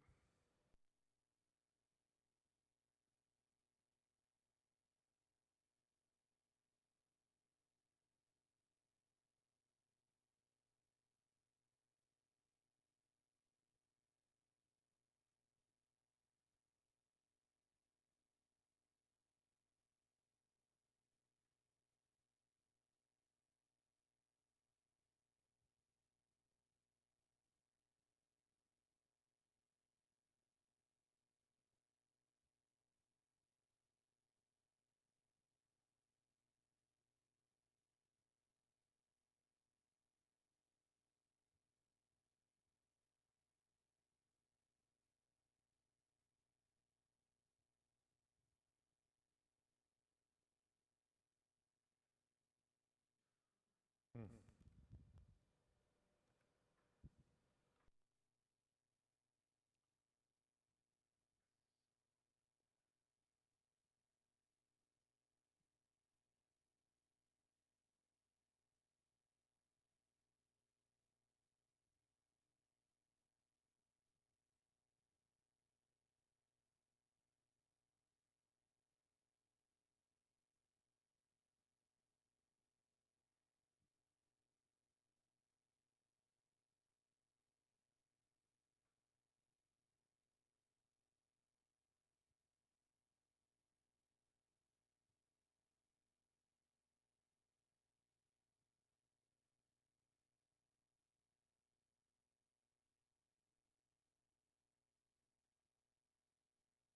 Manifest, yes, we need to fix those so that we can access the camera.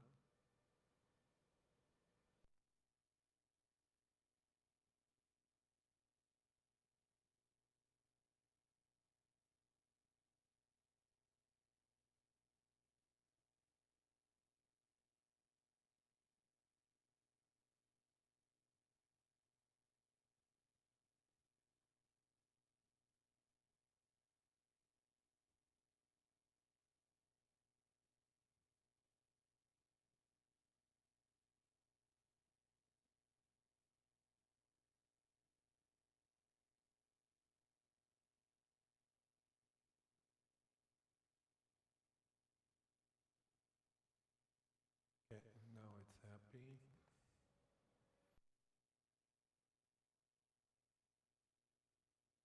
Seems.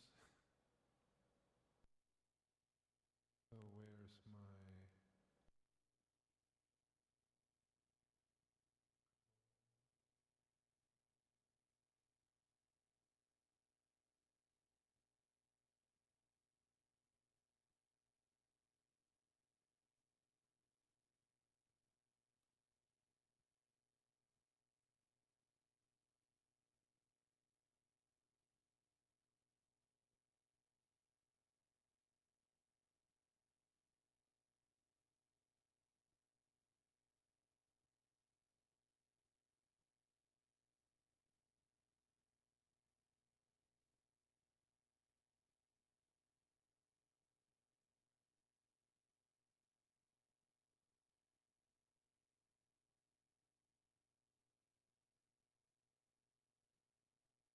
And make it a class variable.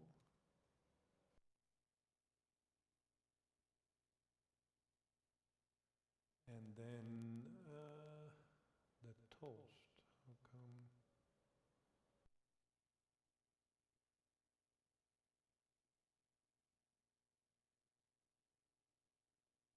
Okay.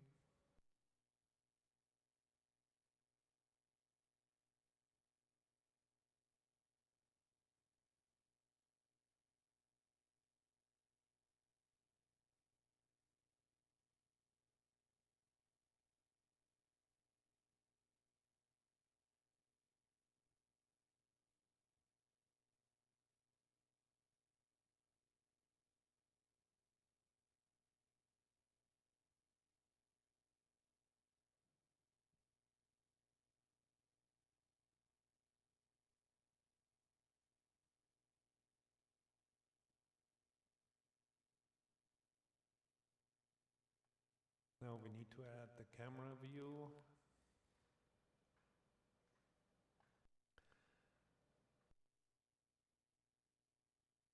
Which is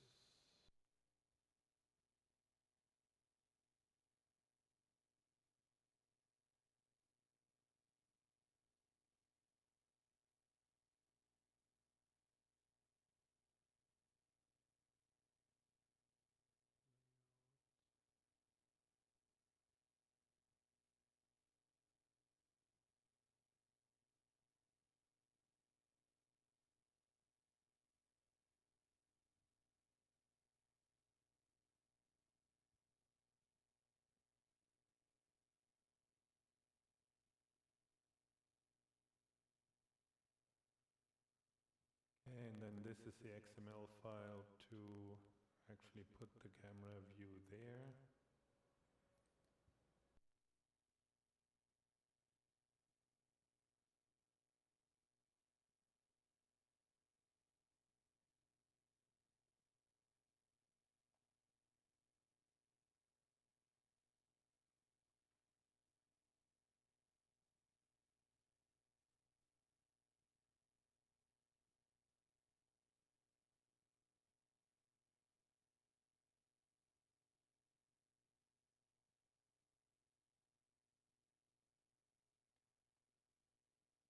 Then here,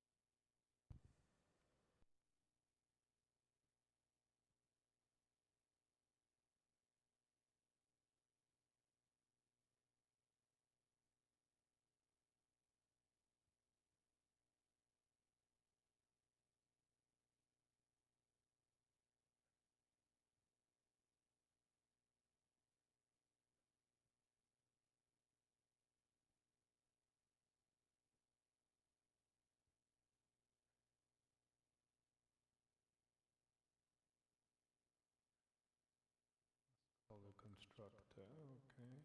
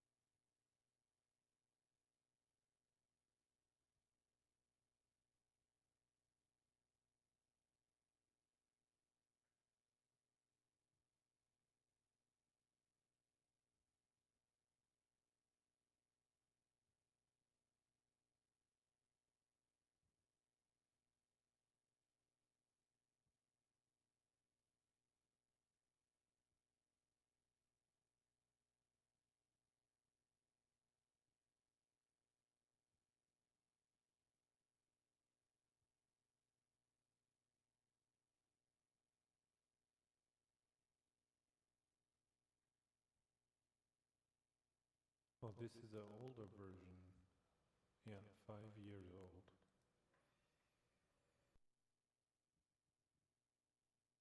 3.415.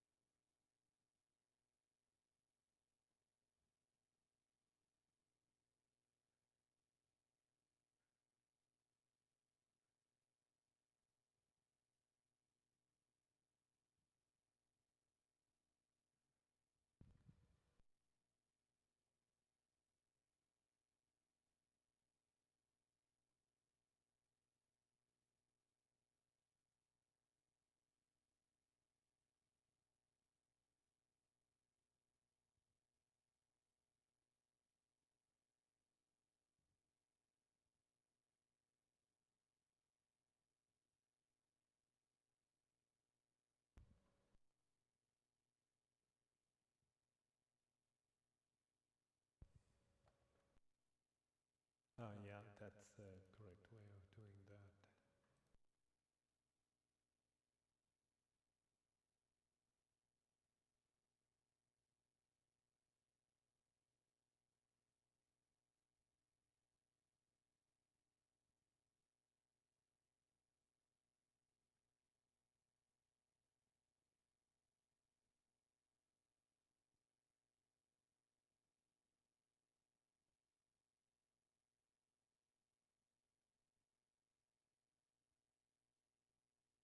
Mm.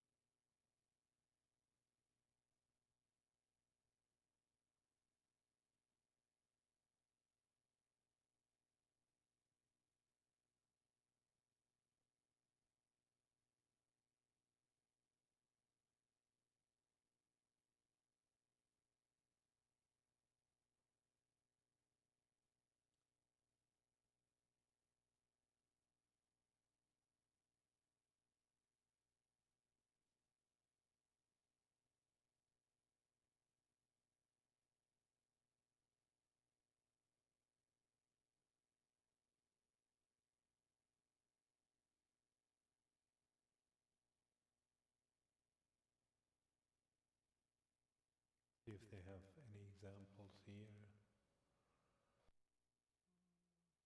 Examples.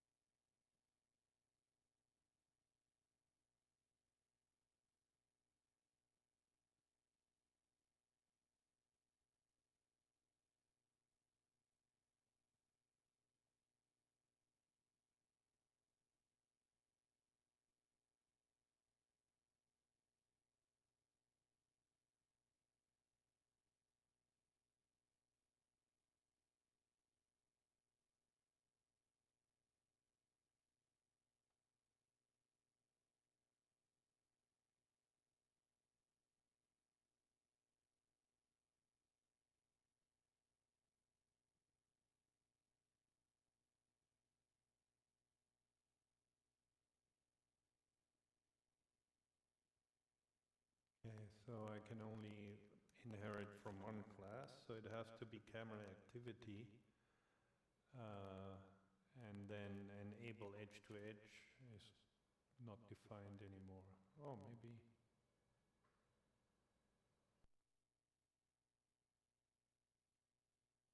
None of them is applicable.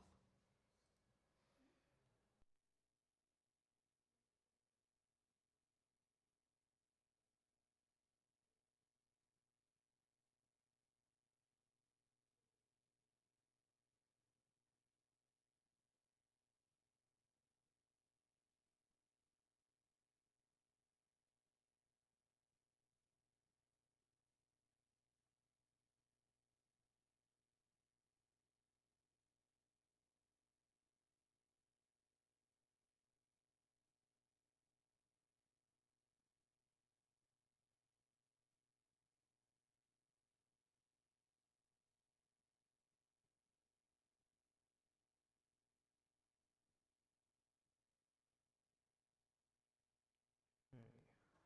Now it's happy again. Zoom.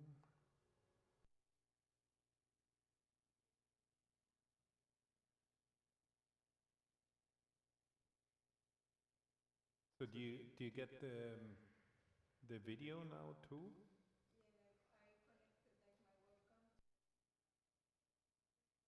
Right. Yes. Yeah. Cool. Yes. Nice.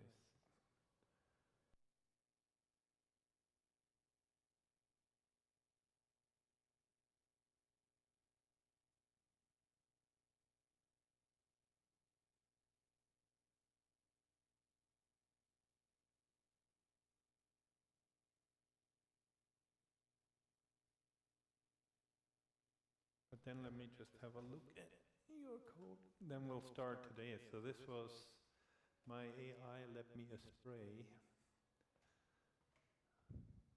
But this is nice, yeah. Can I just have a look at your code for the main activity?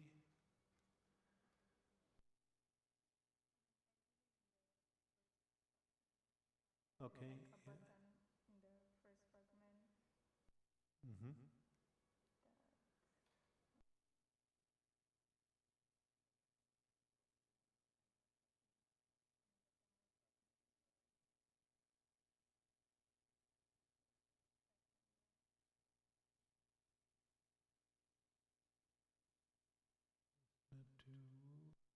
Okay.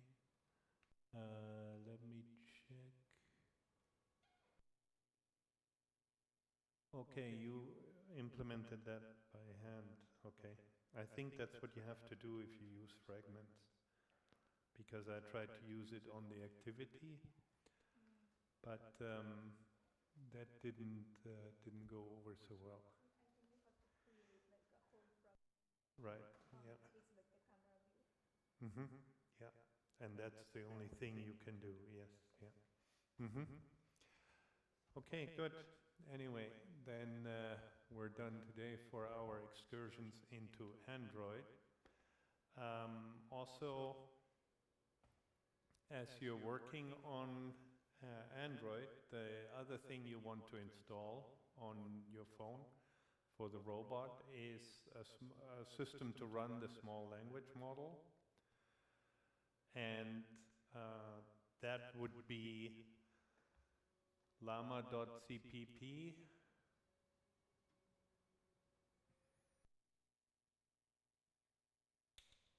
Which is the application that you can run large or small language models in quantized form, and this also runs on the Android, but it will be running on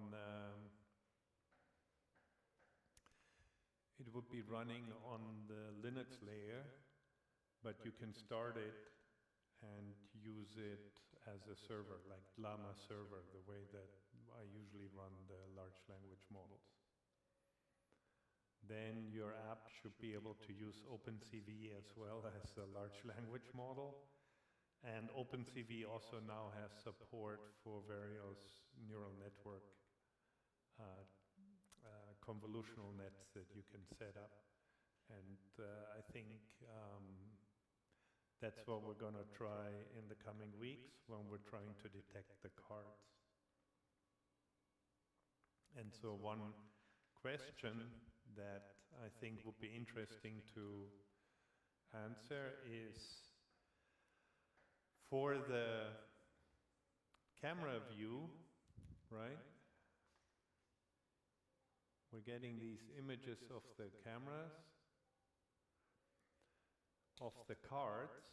So you have the phone on the robot drives around, it sees some cards, and then you want to train it to detect what type of card it is, and more importantly, whether it's up or down.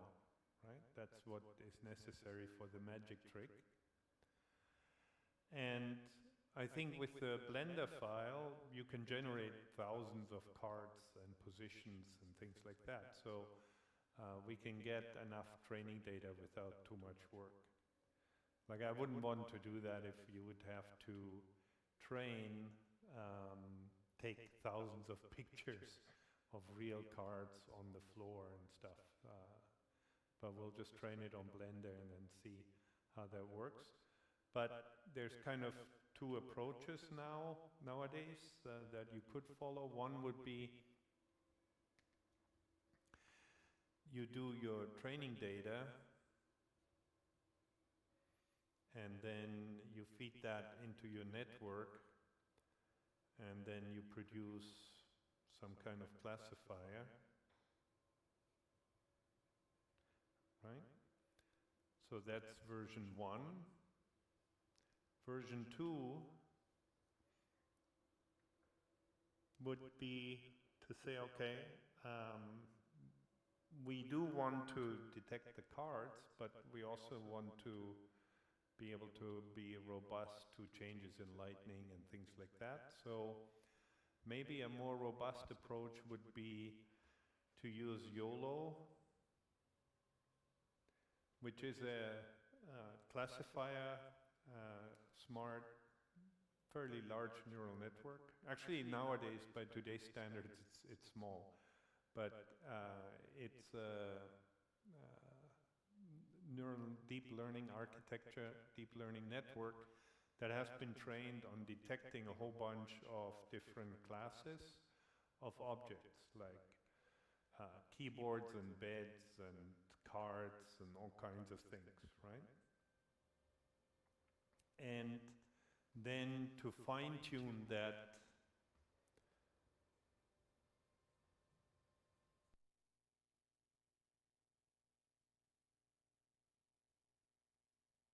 to produce a classifier.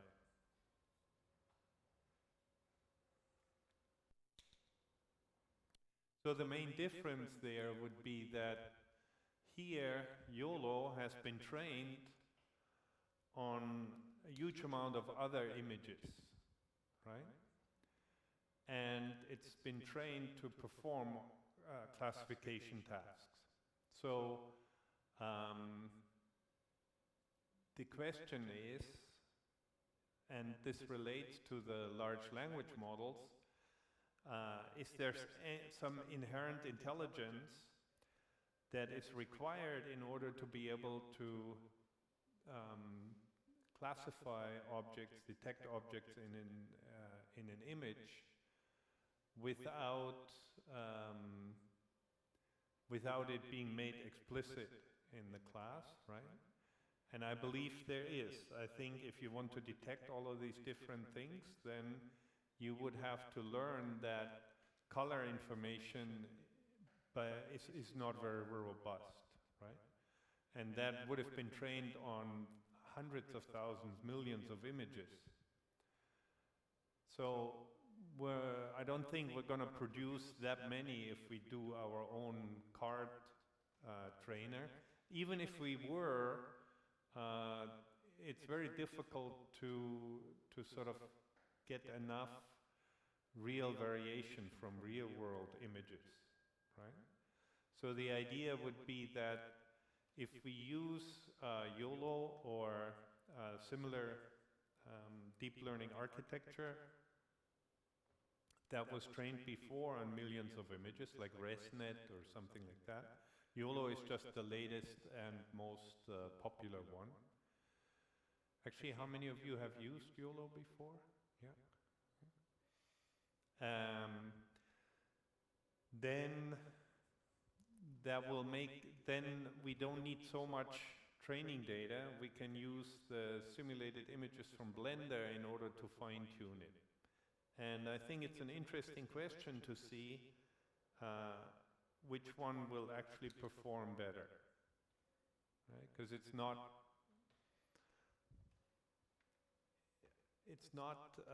quite clear that this will work. So if you think about it, this one here is highly specialized for cards, right? It doesn't know anything about desks and computers and monitors and keyboards and beds and doors, all the kind of stuff that YOLO does do a good job detecting in its various classes. So we would like to use all that work that has been done on training the system with all of these millions of images, and then we would like to sort of on top of that put the logic in order to be able to detect playing cards. And YOLO actually can detect cards already by default. I think, I'm pretty sure that was one of the classes that they were used for training it. But then it's expecting a frontal view of the card, not the slanted view.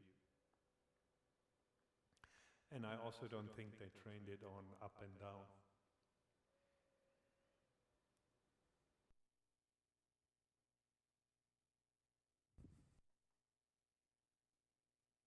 But then until next class,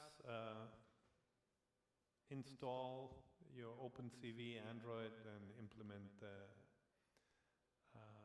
at least a color blob detection, so that then your robot can follow a ball around or something, kick a ball.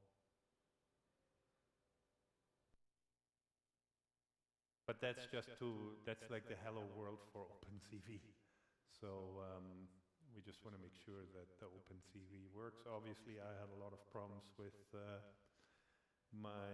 actually the AI sounded all reasonable, but I think it ran into compatibility issues because it used the outdated version of OpenCV on the QuickBird or BirdQuick or whatever it was called. And I didn't realize. And then once your Gradle versions are out of sync, it's extremely difficult to get it back into working form. And so now I just want to, I'll finish that and I can post it on GitHub. And then you have implement OpenCV-based camera viewer for your phone.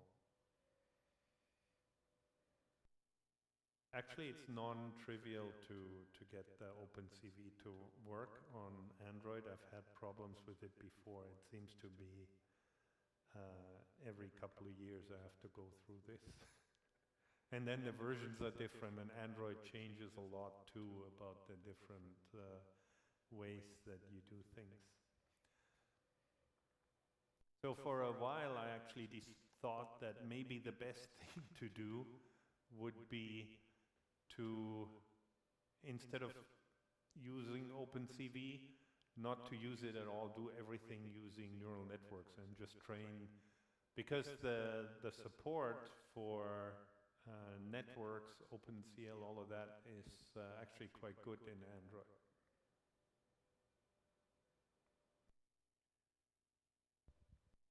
Okay, good.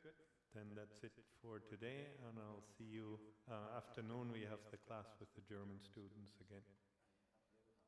Yeah, we'll talk about PID control.